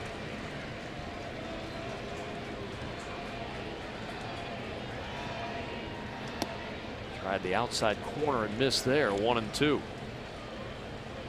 It does seem set up to go right back inside with that pitch, doesn't it? I mean, that slider away is a pitch that Yachty can just kind of serve the other way, but to get the bat head out on the ball in at 96, 97 when your hand is barking, that's a tougher assignment.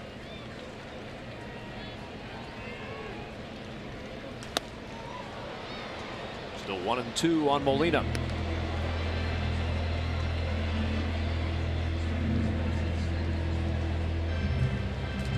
Two down in the inning, and a 1-run Marlins lead.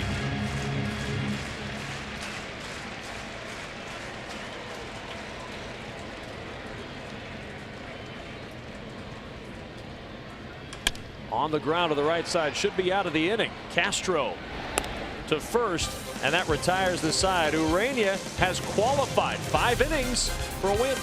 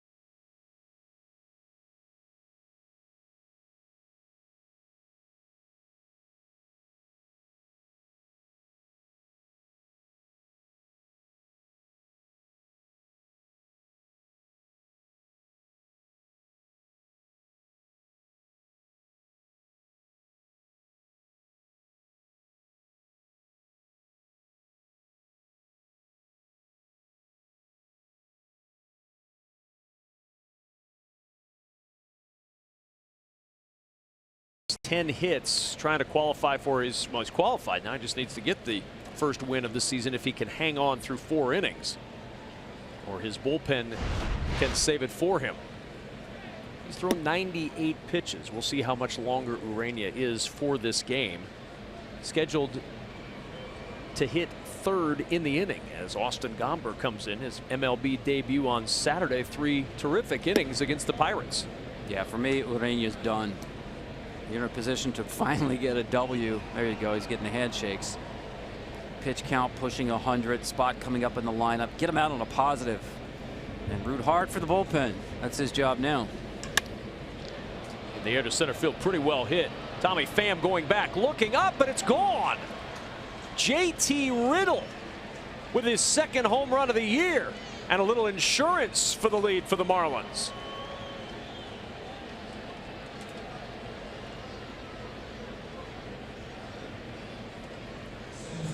That fastball was absolutely crushed. The Marlins flexing their muscles. 2nd Marlins home run in the last 3 plate appearances. Just a straight fastball, middle. Beautiful swing. Nice catch. I'm sure it stung a little bit. 1 ball, no strikes on JB Shuck. So the Marlins have scored 6 runs in an Ureña start. Ureña, as we've talked about, nobody gets less run support in baseball than that man right there.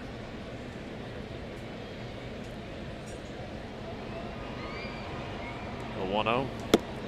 1-1 the count. The home run. Our StatCast powered by AWS. Exit velocity at 104 miles per hour. 25-degree launch angle. 409 feet into the waiting arms of that Cardinal fan.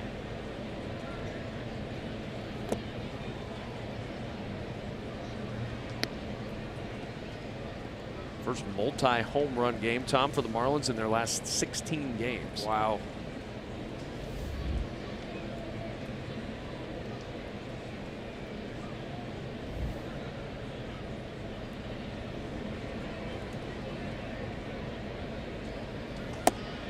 Three balls and a strike on JB Shuck. We talked with Don Mattingly about this offense, and you know how they have to scrape and scrap for everything they get, that if they're behind 3 or 4 runs is a mountain to climb. An unusual offensive night for the Marlins. And there's ball 4. Shuck draws the walk here in the 6th.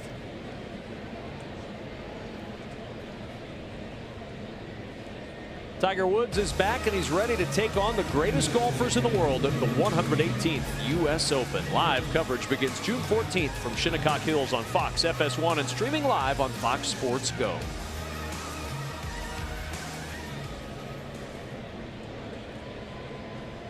Cameron Maybin, the pinch hitter.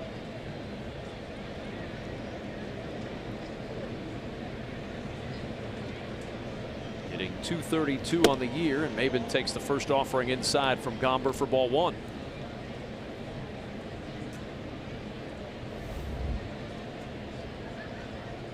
Second stint as a Marlin for Cameron Maybin. He was here from 2008 to 2010. He's been with the Tigers, the Padres, the Braves, the Angels, and with the Astros last year. Got himself a World Championship ring. Trying to hold his swing there. It's 1-1. You got to look at that really good breaking ball from Gomber. Straight over the top, downward break. Basically curveball, fastball. He does have a changeup. We'll mix in once in a while. Throw that breaking ball again right here.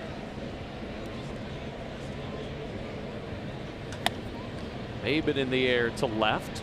Ozuna will watch that one head into the seats, and it's 1-2. Got away with that one.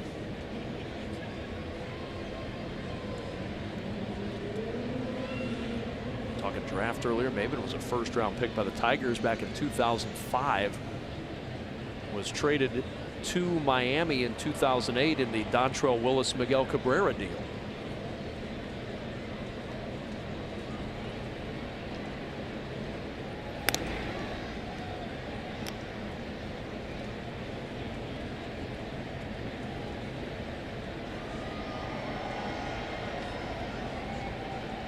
1 on, 1 in here in the Marlins 6th.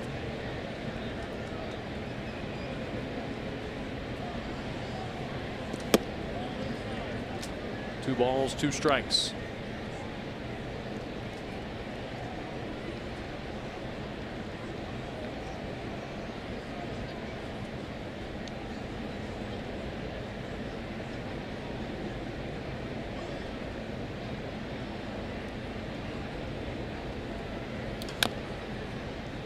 Still 2-2 on Maben.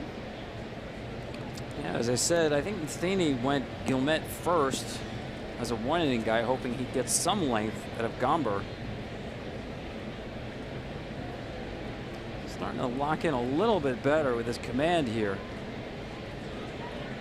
He was starting down in Memphis, AAA. He was definitely stretched out. You need to keep the game in order. 2-2.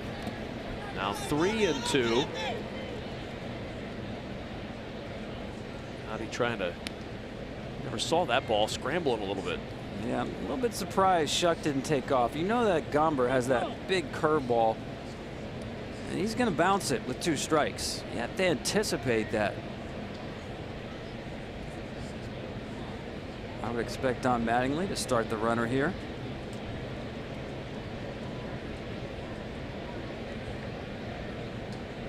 There he goes on the 3-2, and it's low for ball 4.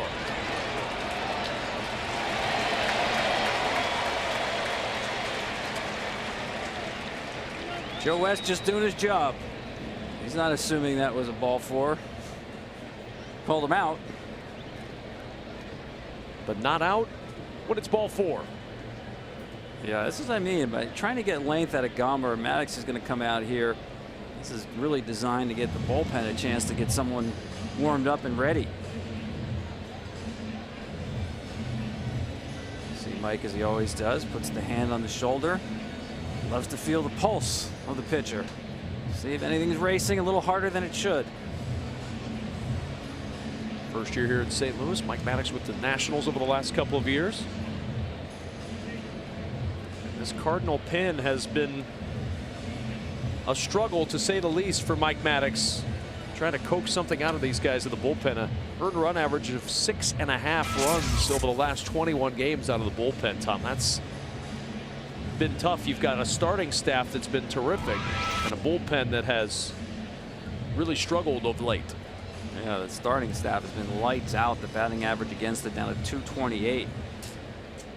And normally offense will dry up late in games against bullpens with one hard thrower after another. It's a different story with the Cardinals. You want to get into their bullpen, get the starter out of the game. Top of the order, Starlin Castro up. 2 on and nobody out. And Gomber misses low for ball 1.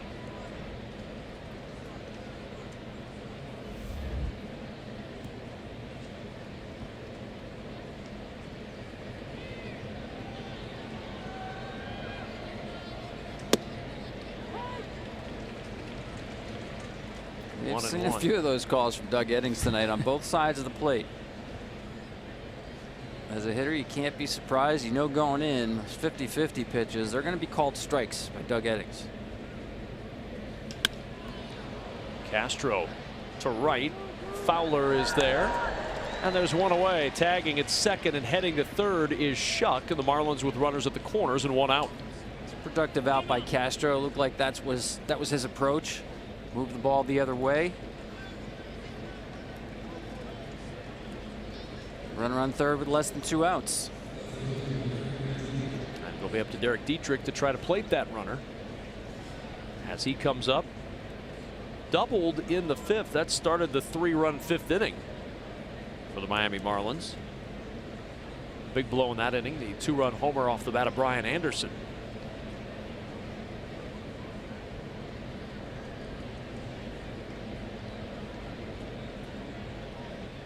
See the way the infield is set up for the Cardinals. Shuck runs really well at third base. Something hit hard to the middle infielders. They have a chance to come home. It's got to be directly at them. Sort of hedging their bets. Anything that takes them to the side, they turn 2.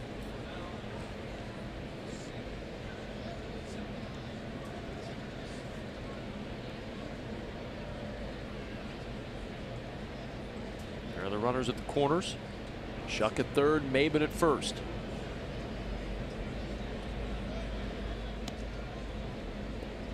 Cut down the lead of Maben a little bit. And give the bullpen a few more throws.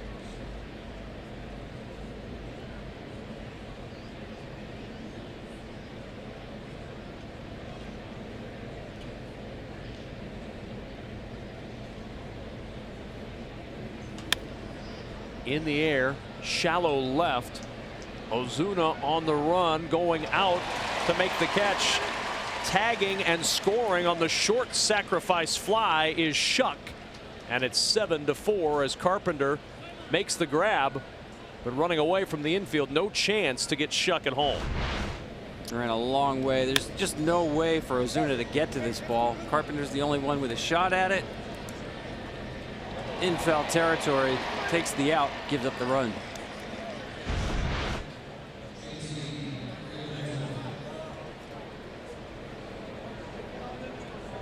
So the Marlins answer the 2 from the Cardinals in the 5th with a pair of their own here in the 6th, and back to a 3-run lead with JT Realmuto up. Not too often you see a sac fly to the third baseman. No.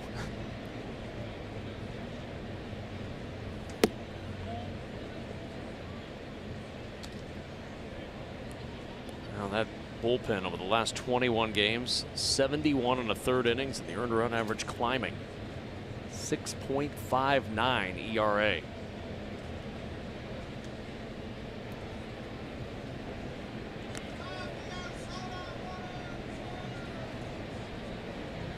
Realmuto 1 for 2. Walked in the third, singled and scored on the 2-run homer in the 5th.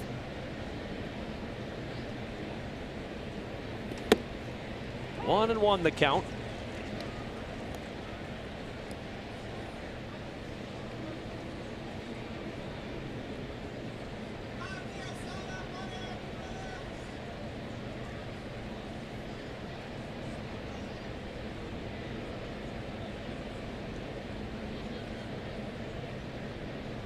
Gomber deals high, ball 2.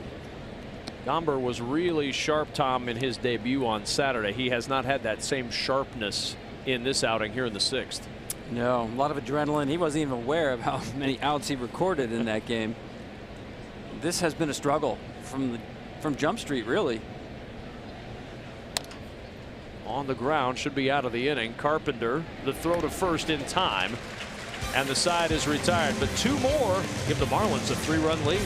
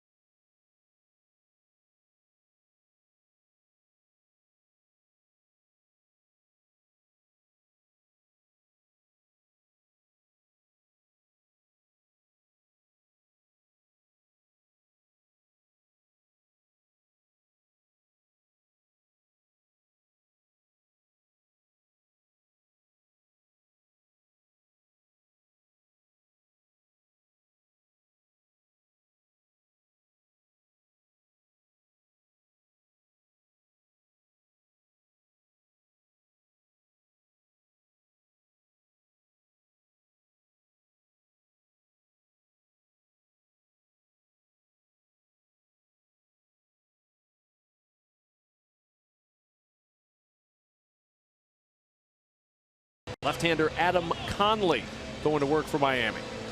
Yeah, they think maybe they've found something, a guy who's been a starting pitcher for them. Stuff seems to play up out of the bullpen. Remember earlier we talked about Urania gives hitters a good look at the fastball. Conley is the exact opposite.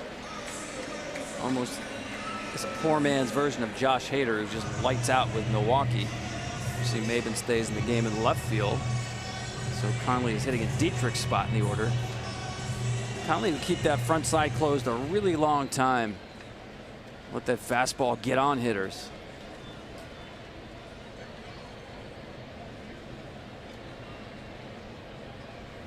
And the first pitch to Dexter Fowler, a strike, and let's check in. We'll check in a moment. Just teasing the fact that Kevin Burkhart's going to have an update for you. 1-1. I'm on the edge of my seat. I mean, now. who isn't now? Somebody was headed to the fridge. They stopped. They have reversed, and they're waiting. The 1-1. And Fowler a liner into right for a base hit. And now the long-awaited update from Kevin Burkhardt.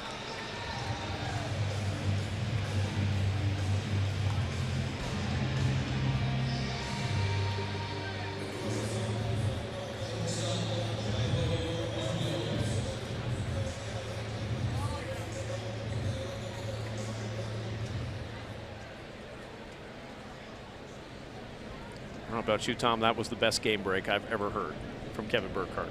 I'm speechless. That away, KB. First pitch a strike to Jairo Munoz. Look at Adam Conley. Trying to hold the Cardinals down here in the 6th inning.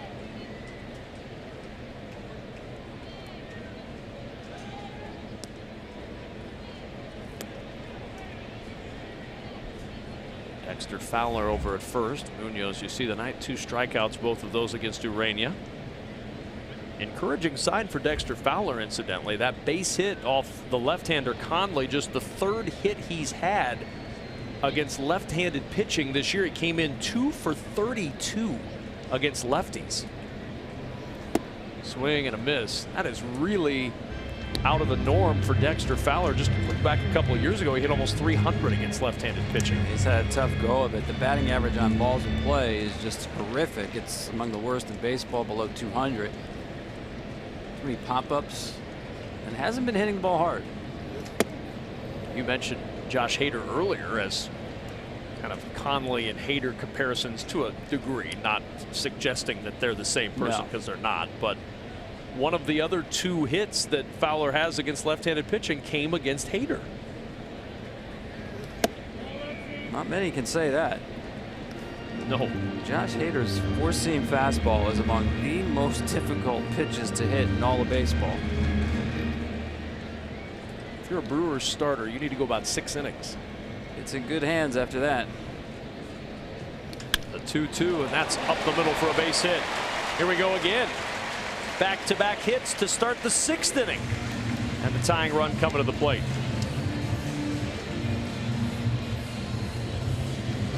Jose Urania, as we flip the switch, sponsored by Boost Mobile.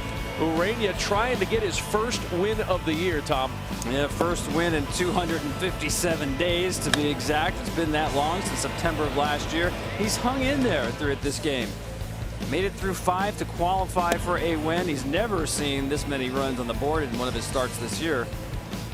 A lot of traffic on the bases, but he's kept the damage to something of a minimum. See what happens here with 2 on and nobody out. Colton Wong at the plate. And a bunt foul. And he's out. He is out. That one contacted him in fair territory. He's out. He's out of the batter's box.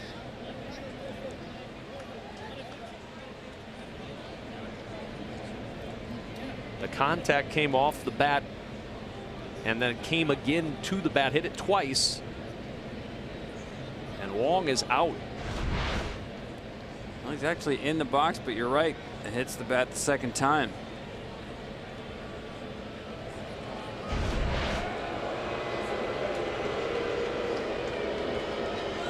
I like the idea.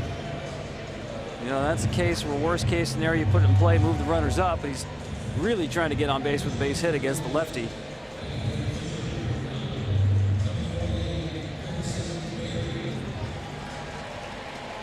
Harrison Bader now will pinch hit. So Gomber goes 1, and Bader comes on to pinch hit.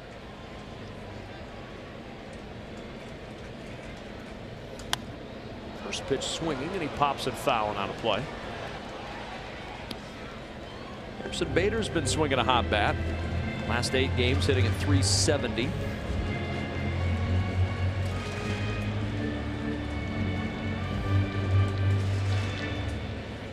Trying to come up with a big pinch hit here with the Cardinals down 3 in the 6th.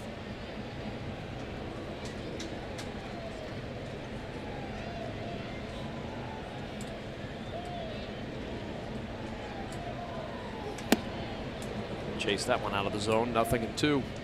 Yeah, he's a good fastball hitter, but when Conley elevates it up there with his swing plane, Bader's swing plane, that's a tough get for Bader.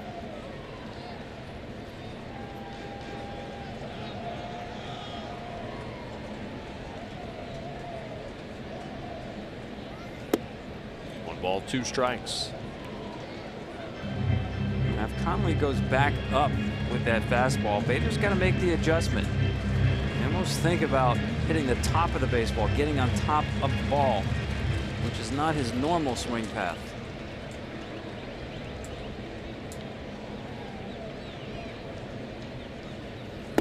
Two and 2. Bader's been very good this year against left-hand pitching, hitting .333. An OPS of 1.062 against left-handers.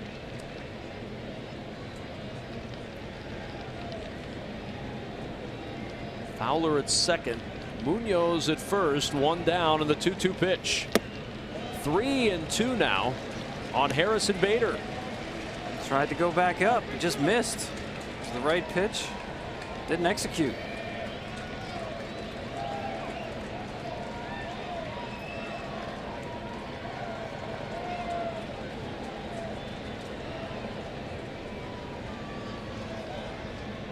The 3-2 pitch. Turned on that one, hit it hard, but well fouled. That's a little too quick right there, but that is right in his wheelhouse. That's in his swing plane. Conley's in a situation now where he needs to throw a strike, and this is what happens. Before he got to a 3-ball count, you could miss upstairs. Can he execute a strike above the belt? Swing and a miss. 2 down. It's impressive right there by Conley. Having swing mode on the fastballs, and look how far out in front Bader is on that. Good arm speed. That's a good job of both Realmuto and Conley reading the swing of Bader. It's so far out in front of that fastball. Had him sped up and slowed him down with the changeup.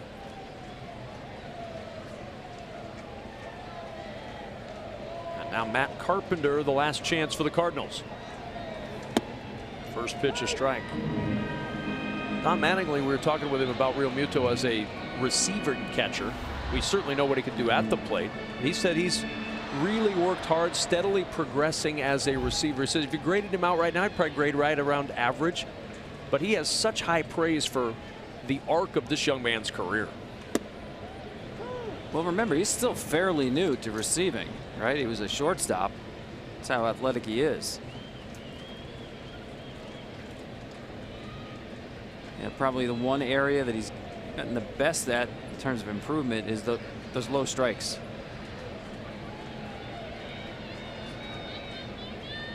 No balls, 2 strikes. And Carpenter, a wave and a miss, and the side is retired. Nothing across in the 6th for the Cards.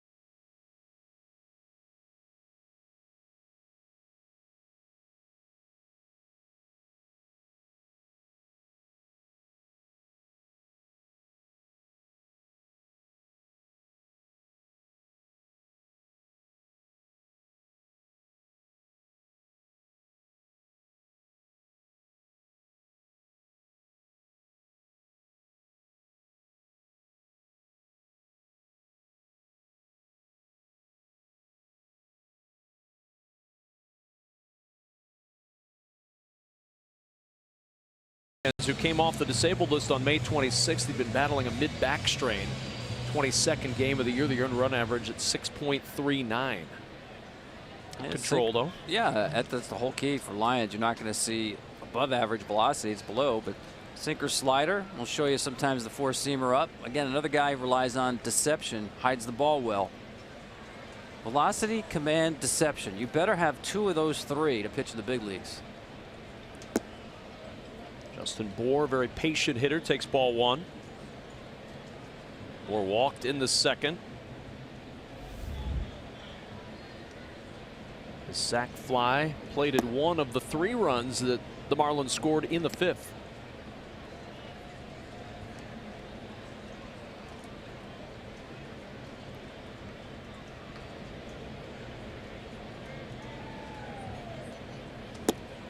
Trying to hold up, could not. 2-1 on Justin Bour.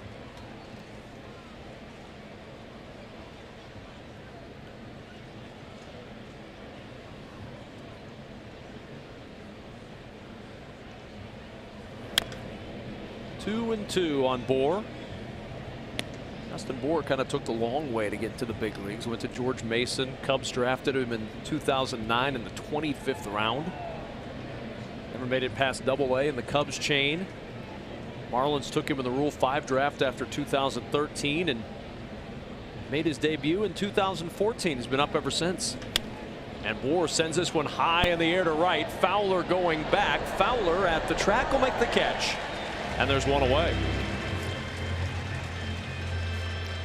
As Brian Anderson comes to the plate, he represents our dynamic plays of the game presented by Hankook Tire. He's been involved with 3 hits tonight. He's driven in 3 runs.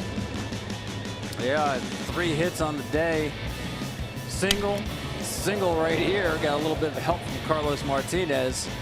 And then you're looking for a haymaker. Here it was right here. Opposite field, 2-run bomb.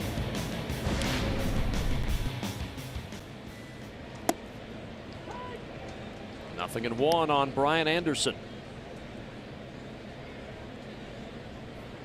Rojas to follow. It's 4, 5, and 6 for the Marlins here in the 7th.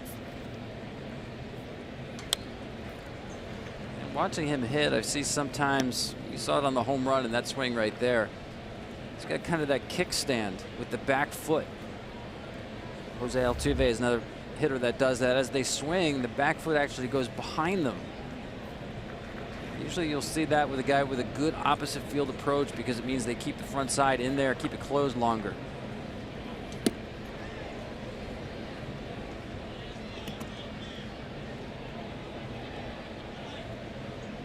I was surprised at Don Mattingly telling us he doesn't mind, and Anderson doesn't mind himself, moving from position to position.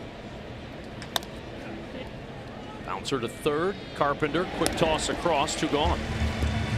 Surprising to hear that too, because there aren't a lot of guys who are just thrilled to bounce back and forth, especially third to right field. Yeah, for a young player, but he said it doesn't bother him at all. He's certainly athletic.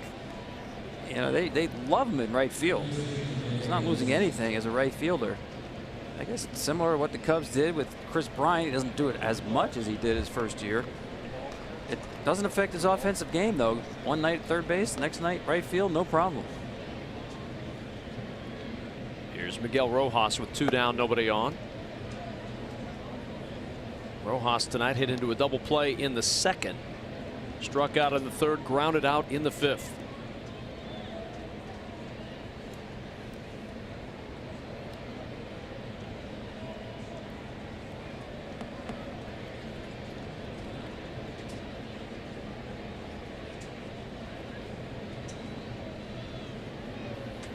Two and 0 the count on Miguel Rojas. Cardinals pitching only have one 1-2-3 inning tonight. That came in Carlos Martinez's final inning in the 4th.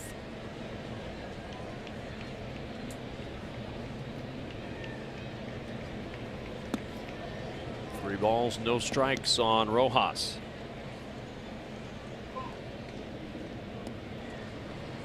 Well, we talked about the problems in the St. Louis bullpen. Late innings have not been easy for the Marlins as well. The 3-0. And 3-1 now on Rojas.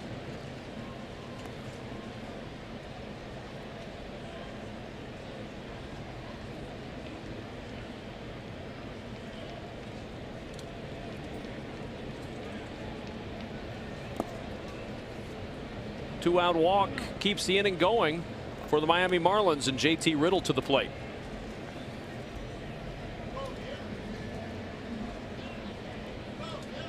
Now, the late show has not been a good show really for either of these teams. Marlins an earned run average of 4.79. Only the Reds with a higher earned run average in the National League this year, and the Cardinals not too far behind.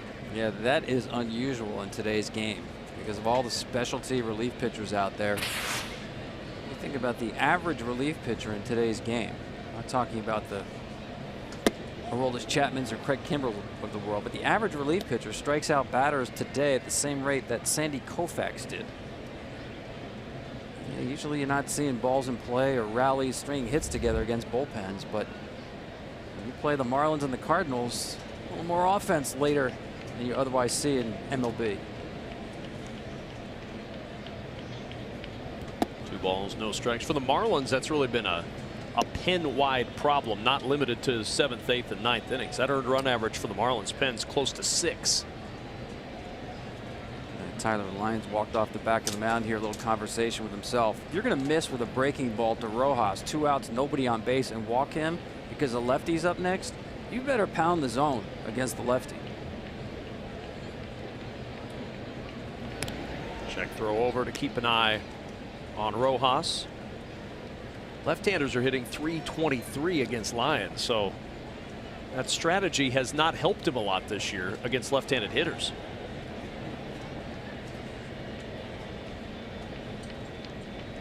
Riddle in a hitter's count here, 2-0. 2 balls and a strike now on JT Riddle, who homered his last time up in the 6th. He was a 13th round pick by the Marlins out of Kentucky. You will not see too many 13th round picks starting at shortstop in the big leagues.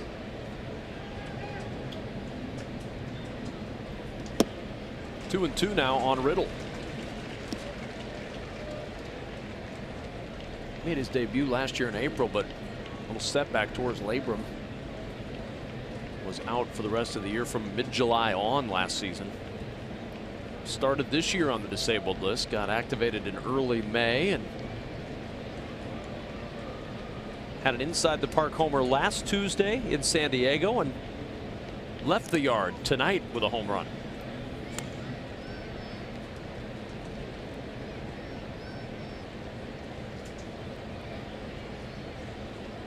Right here, he's just trying to wait long enough on Lyons' breaking ball. Get another one. The 2-2. Swing and a miss. Elevated. Riddle chased. Inning over. Time to stretch in St. Louis.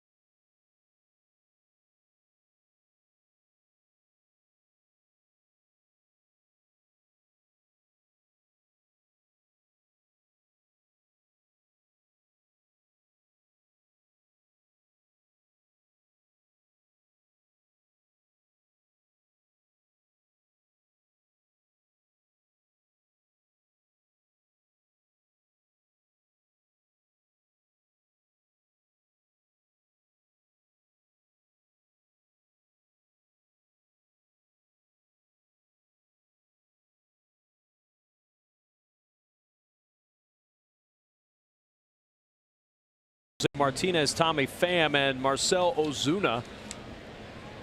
For Steckenrider, you see the numbers. An earned run average of 4.68. Excellent control, though. 11 walks in 25 innings, 32 strikeouts for Steckenrider. Yeah, good velocity, power, fastball, cutter combo. That's what he relies on most.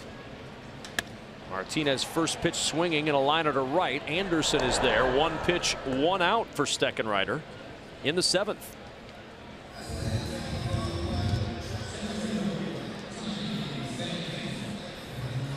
Now Tommy Pham drove in a run on a fielder's choice in the 5th.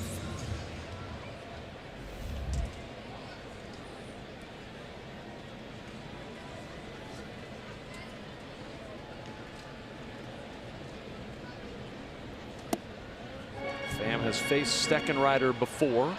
This is his second at-bat. He's got a double the only time he's seen Steckenrider in his career. The 1-0. And now even 1-1. I know the Marlins have some velocity in their bullpen. They also have a lot of syllables. They certainly do. Guerrero, Steckenrider, Bearclaw, Rucinski. Riddle at shortstop, finishing off Tommy Pham. 2 away. Doesn't make life easy for the equipment crew down there to put those labels on all of the jerseys when these guys show up each year. That's coast to coast jersey right there when you think about from the S to the R on Steckenrider. Covers a lot of ground. And when you've got to start to use the ribs along the side there, you know you've curved it around quite a bit. Ozuna looks at ball 1. But you know, we talked about some of the struggles they've had in the bullpen. They do have some quality stuff. You see Steckenrider stuff right here. Guerrero gets it up to 100 and above. Bearclaw, difficult task with power stuff. There's some answers out there.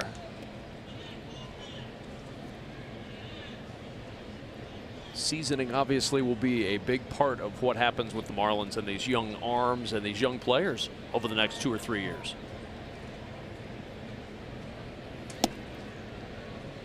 Ozuna down, 1 ball, 2 strikes. And with the rebuild just starting, you'll probably see a couple of other pieces come in and out over the next year or so. The 1-2. Ozuna to right. Anderson drifting over near the line, makes the catch in a 1-2-3 inning. Cardinals go quietly at Busch Stadium in the 7th.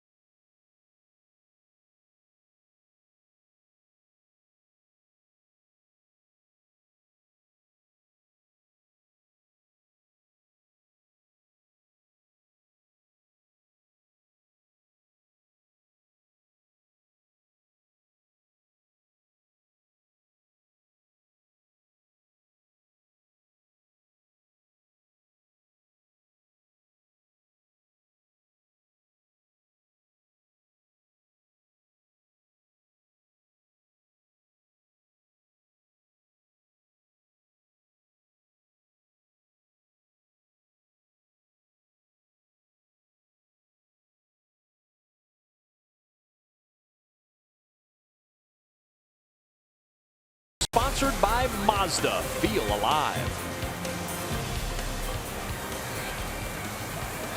In St. Louis, where the Marlins lead 7-4 as we move to the 8th inning. New pitcher on the hill for the Cardinals, Sam Tuivailala. Tuivailala back out to work here. Frequent member of that bullpen, 16th game. 16 innings, 5 walks, 15 strikeouts. It's been hard on right-handers, hitting just .242 against Tuivailala. Hey, more syllables and more velocity. I think I can get up there mid-90s. It's a trend we've seen tonight. He'll face Shuck, Maben, and Castro here for the Marlins in the top of the 8th.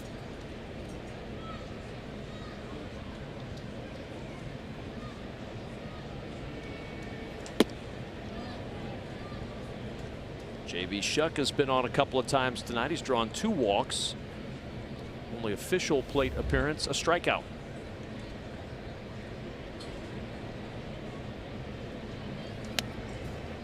One and one.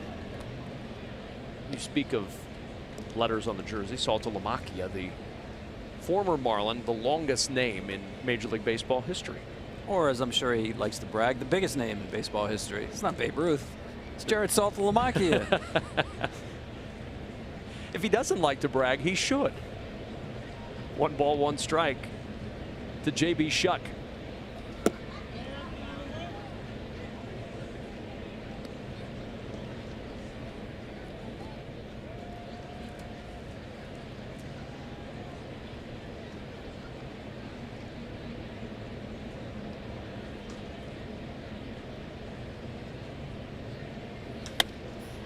In the air to left, drifting over near the line and out of play. Ozuna not able to climb up and get that one. You got the foul ball. Yeah. If you think that looks like an axe, well, you're right. The handle on the bat, designed like an axe. Maben's got one. J.B. Shuck at the plate's got one. A lot of guys like that. I know Dustin Pedroia went to it. He had some wrist injuries.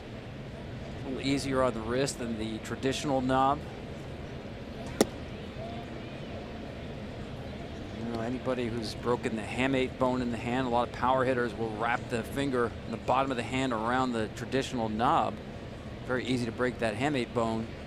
It's designed to have a little bit more of a natural grip.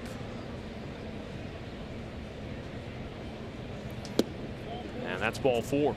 Shuck will walk to first to start off the 8th inning. I've heard a lot more about hamate problems over the last several years in baseball. It's kind of like, to me, it's like obliques. You know, I don't think people had obliques in the 40s, 50s, and 60s because we never heard about anybody going to DL with an oblique issue. We never heard about hamates until probably this generation, last 20 years.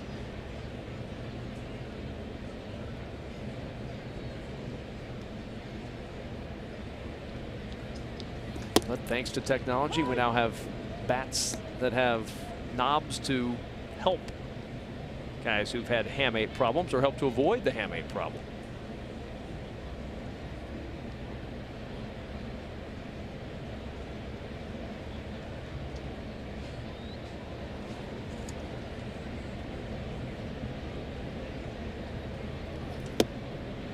One ball, 1 strike.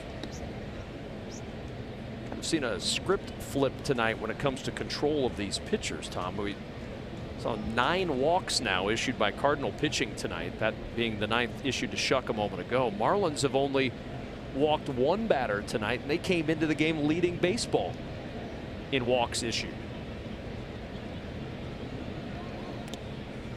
Well, Cardinals with 11 singles in this game, and they're down 3.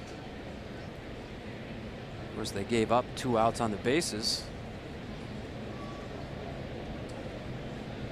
Awfully big play back in that 5th inning when Tommy Pham got picked off third with Yadier Molina at the plate. 2 balls and a strike to Cameron Maben. Tuivailala not concerned at all about Shuck running here. He has not slide stepped at all. He's got that high leg kick. So far, that's all he has shown to the plate.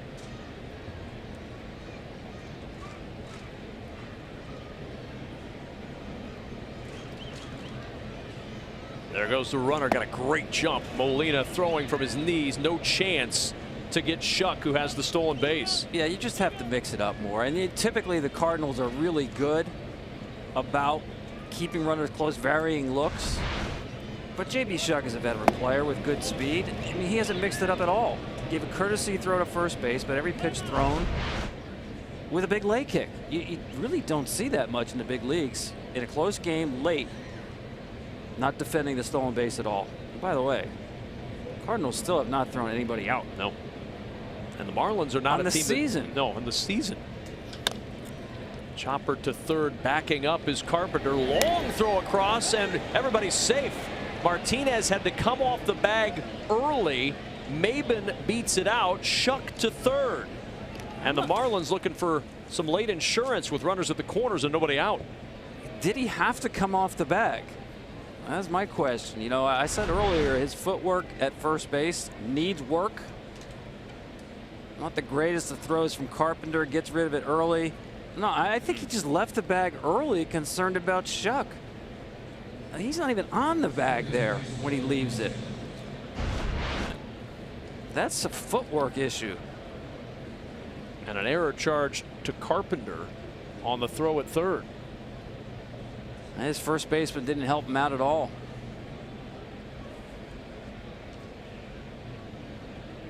Infield is in with Starlin Castro at the plate and nobody out.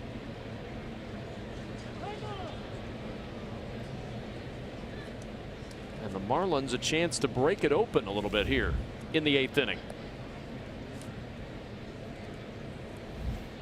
With the double switch, the pitcher's spot next. Lewis Brinson on deck for the Marlins. And a strike to Starlin Castro starts the at-bat. Well, Castro is a professional hitter. He's looking for something he can get in the air.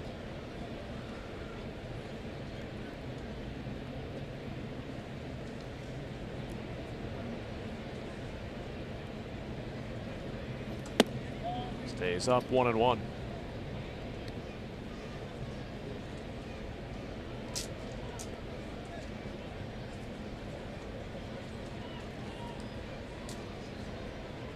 Thirteen pitches, as you see, for Tuivailala. 8 of those 13 have been out of the strike zone. The 1-1. Now 1-2 to Castro. He's got a single in 3 trips to the plate tonight.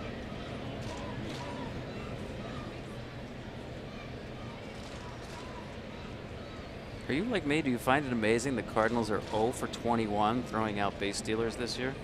And you'd think with Molina back there for a month and a half of that, there would have been a couple. And when he was out, that's when the bulk of those stolen bases happened. 13 of them. They're 8 for 8 now against Molina, they being opposition across baseball. Believe it or not, since World War II, the fewest caught stealing is 14 by the world champion Astros last year.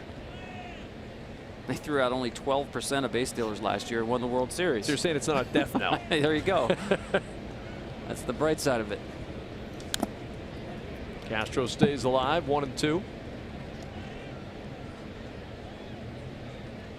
Hard to pin that stolen base on anyone other than the pitcher, though. Absolutely.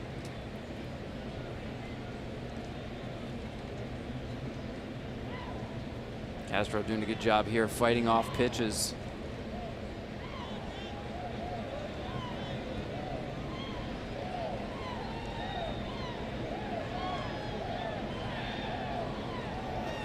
Wave and a miss. Castro corkscrews himself into the batter's box. 1 down here in the 8th. Perfect placement on the pitch. That's where you want to pitch Castro. His biggest weakness, sliders, right there, down and away.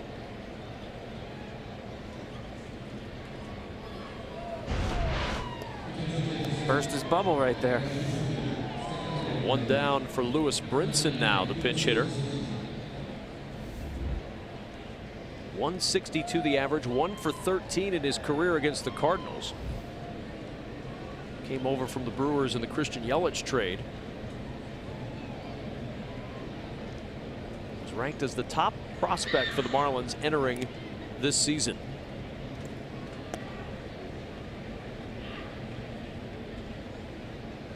Originally a Rangers first-round pick back in 2012, but he grew up in South Florida, was a Marlins fan as a kid.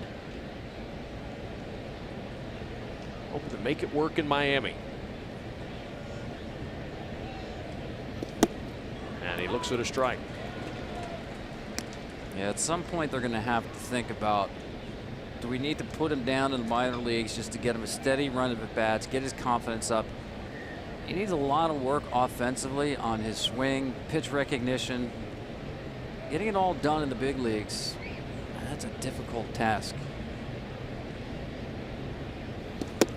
Like right there, that ball's never on the plate. But I think the good news, Kevin, we talked to Don Mattingly about this, that his attitude hasn't really wavered. You know, it could crush a lot of guys to struggle like this as a young player in the big leagues. But he said no, he's grinding, his attitude's great. Said he's got power he doesn't know that he has. But it will develop, according to Don Mattingly. Wave and a miss there. And Brinson was off balance from start to finish in that at-bat. 2 down in the 8th. Yeah, his backside just collapses on the swing. His hands, as Don Mattingly told us, are extremely fast, and that's where the power comes from. But the mechanics of the swing needs a lot of work. Watch his backside just give out here. See that back knee drop? It's not driving through the baseball, it's collapsing. That's what I mean. That's the kind of thing you see on a big league level that just screams remedial work. Go work in a low pressure environment to work on some mechanics. Real Muto, the last hope for the Marlins in the 8th to cash in after getting the first 2 men on.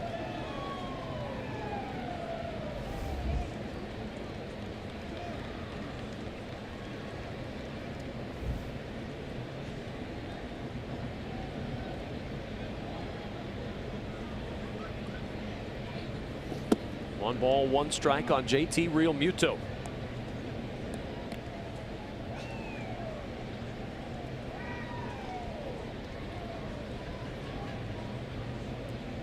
You look at Real Muto and you look at a guy who's under club control through 2020. That's a tempting piece that you might be able to move if the Marlins are indeed out of it around the trade deadline. That'd be an attractive piece to trade to get some more youth in that system in the midst of a rebuild in Miami. Very attractive. I mean, a super high price is what you demand. It's the only way you move him. I think he's, as you mentioned, under control for a few years here, so there's no reason to move him. But my goodness, a team like the Washington Nationals, which is getting nothing offensively at the catcher spot, that'd be a perfect fit. On the ground is short. Cardinals should be out of the inning. The flip to second, and the side is retired. Yadier Molina leading it off for the Cardinals in the bottom of the 8th.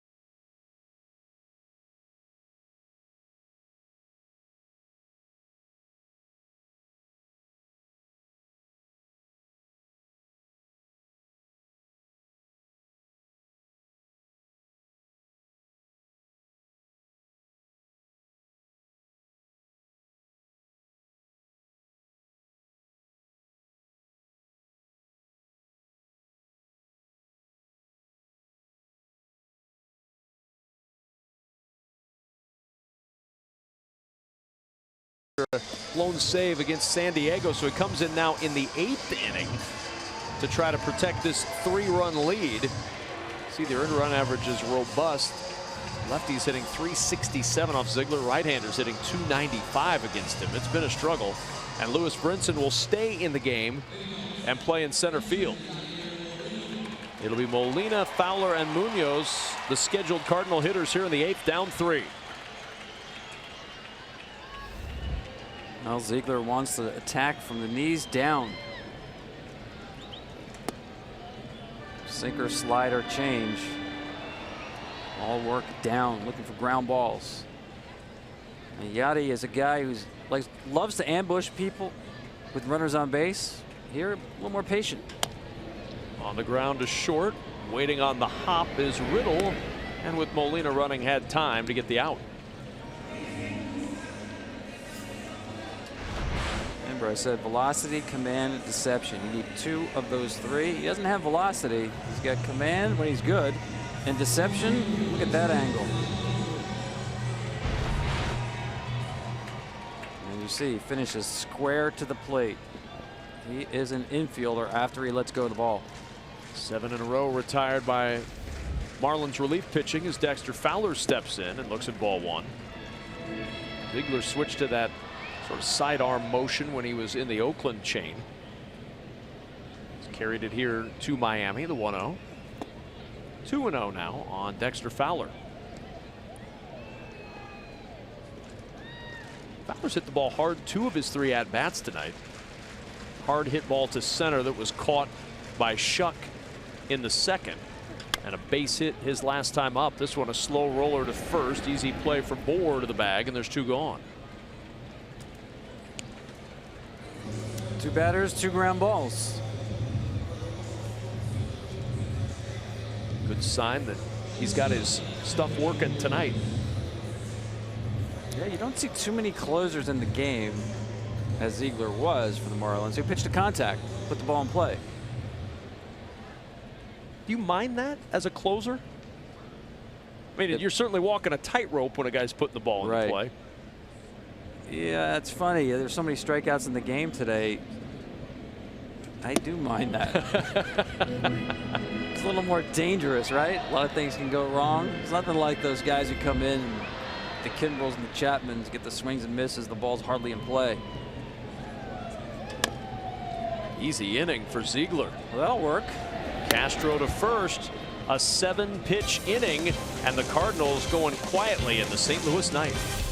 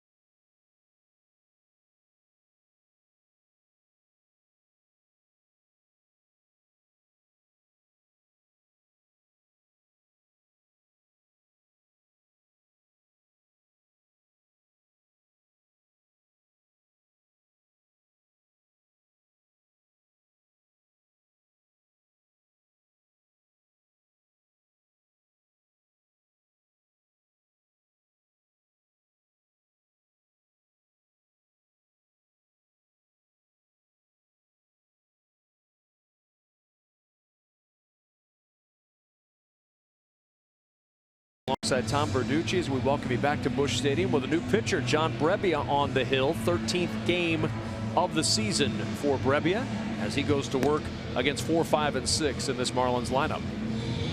It's typical of what you see in bullpens. Two-pitch guy, fastball slider.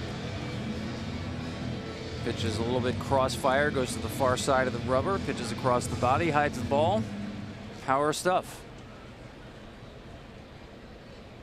Every team seems to have a couple of those pitchers at least. He's another one of those guys who came through the minor leagues, didn't work out, went the independent league route for a couple of years, worked his way back into the minor leagues, and then made his major league debut May 28th of last year, the Cardinals. Drafted 30th round by the Yankees in 2011. As Bohr looks at ball one inside, 1-1 the count. Bohr followed by Anderson and Rojas here in the Miami ninth.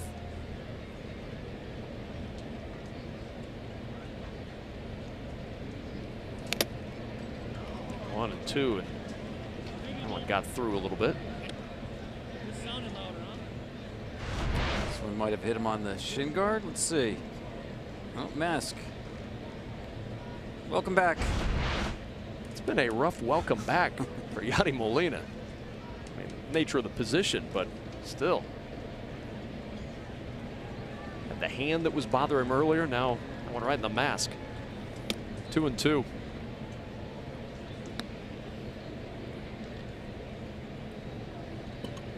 That foul tip that knocked him out for a month was on a 102-mile-an-hour fastball that was foul tipped.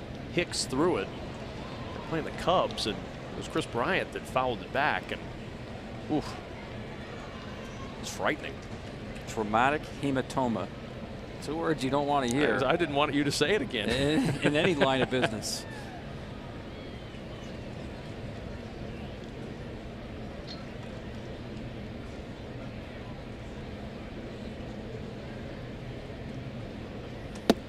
Three balls, 2 strikes.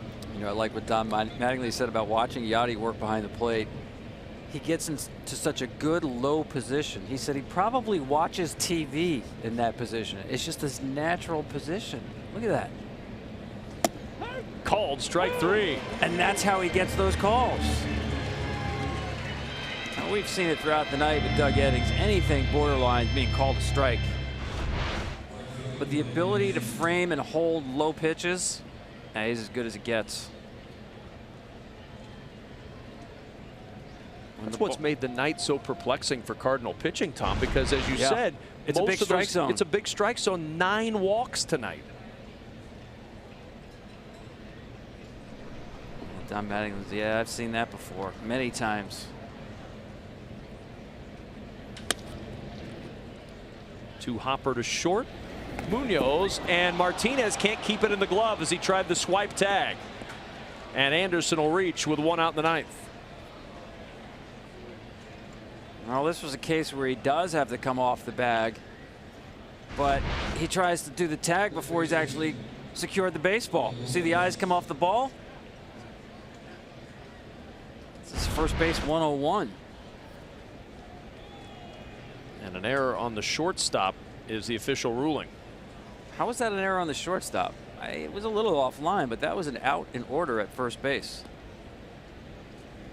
Yeah, that's a tough error on Munoz.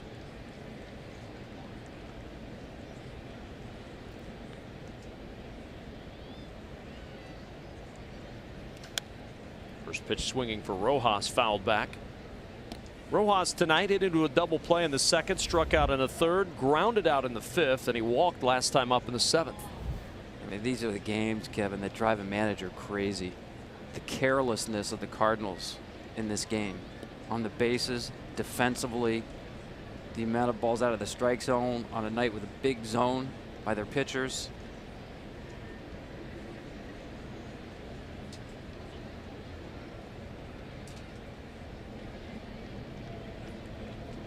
It's one thing to get beat. It's another thing to get beat and not look sharp doing so. Well, and there was so much energy earlier. You get Martinez back, you get Molina back. I mean, you've had guys picked off third. You've had guys doubled off first tonight.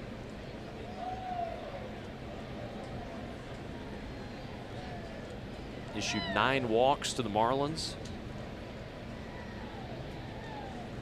The 0-2. And that's called strike 3, and Rojas knew it. Good pitch from Brebbia, 2 gone.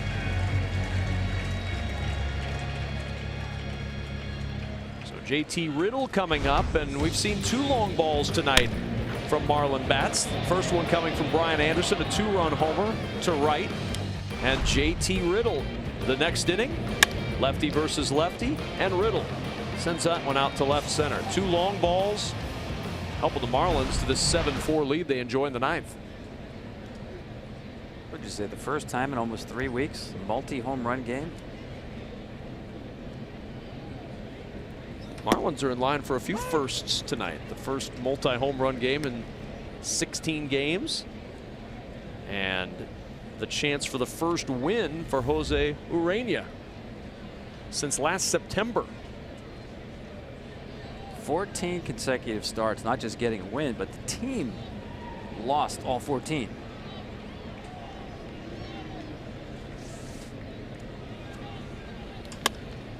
And a little looper towards left. Ozuna will play it on a hop.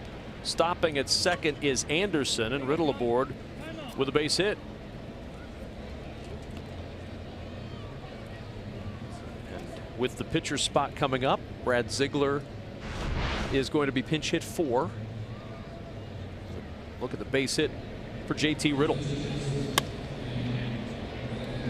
Base runners galore for the Marlins tonight. Never a clean inning for the Cardinals. Yadiel Rivera now the batter.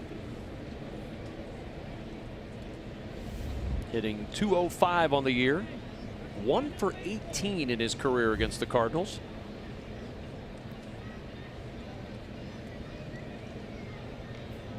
By the way, the record for consecutive starts without a win, Chris Capuano.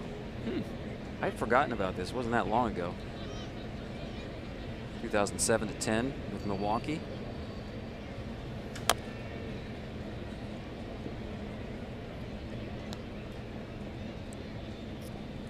Well, I'm sure you love a good nickname, right? Everybody loves a good baseball nickname. Absolutely. So I'm looking up the other guys who've lost 14 in a row, or 14 losses, right? Right. How about this? The guys who've done it include Boom Boom Beck, Mysterious Walker. Well, that's a good one. And Kaiser Wilhelm. We got to come up with a nickname for Urena. Join that company and leave that company. In the air to right, going out, the second baseman Wong. He'll make the catch, and that retires the side. Last chance for the Cardinals. They'll have to do it against the closer Bearclaw coming in for Miami.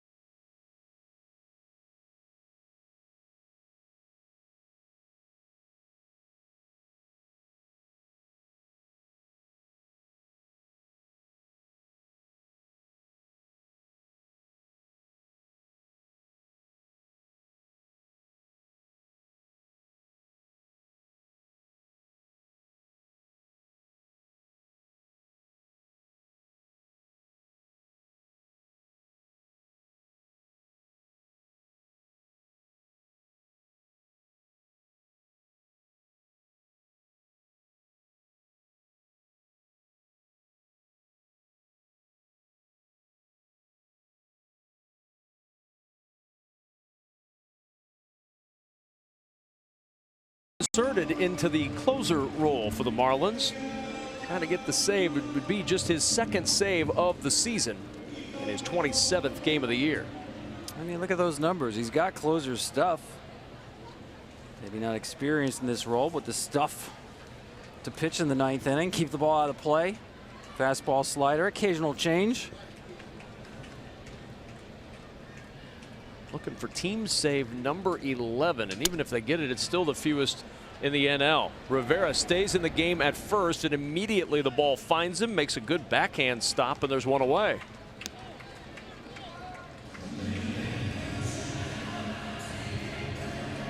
So Yadiel Rivera immediately tested. He's up to the challenge. One pitch, one out, one broken bat. And one pinch hitter. Jed Jerko on to pinch hit with one out in the 9th. 271 on the year for Jerko. Down a strike, 0-1. That's his pitch right there. Dead high fastball hitter.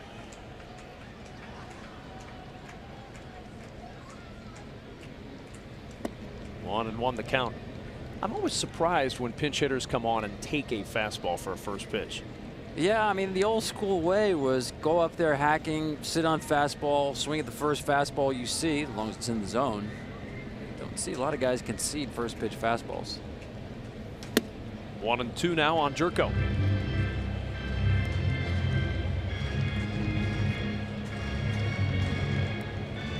That was well elevated out of the zone. He can repeat that or go back to that slider away.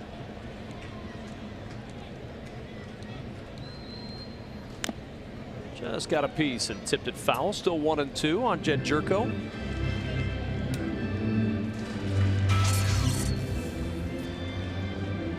Jerko hitting just .235 against right-hand pitching this year. He has feasted on left-handers this season. Above 400 against left-handers, but his chance here against the righty Bear Claw. 1 ball, 2 strikes. 2-2 now.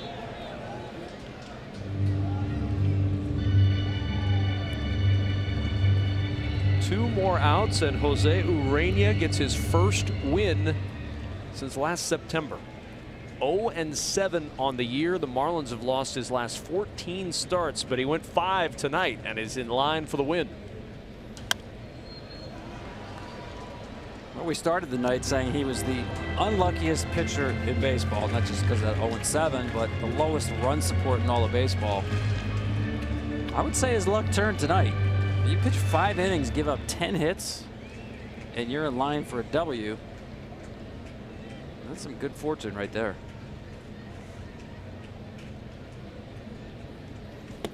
Three and 2 the count. They say it balances out, right? I mean, the scales were heavily tipped against Urena with 7 losses and no wins, but if that's the case, he's got a lot of good luck coming. He's got a little balancing still to go.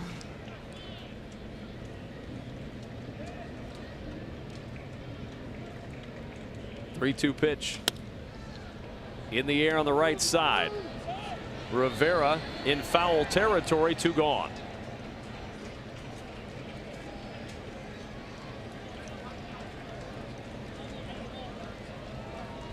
I'll tell you, Kevin, if he was nervous coming out of the game that W would remain in order, the bullpens made it pretty stress-free for him. Cardinals have done nothing in the 6th, 7th, and 8th innings. Couple of base hits to start the 6th from Fowler and Munoz. Nothing since.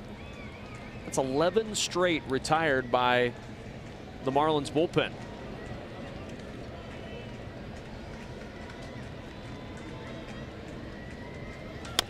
And Carpenter down a strike.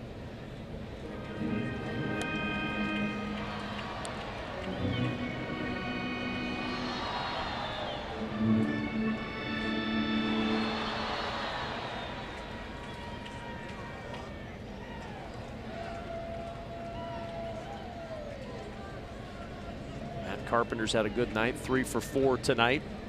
The average up to 226. Remember, on May 16th, it was 140. So Matt Carpenter's slowly starting to round into form. Definitely some good signs. Fowler hit the ball hard a couple of times tonight.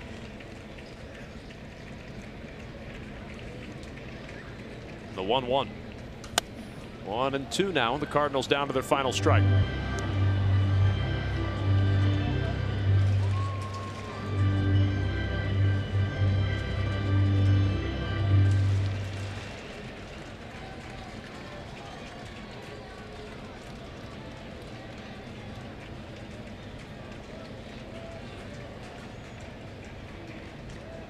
One ball, 2 strikes on Matt Carpenter.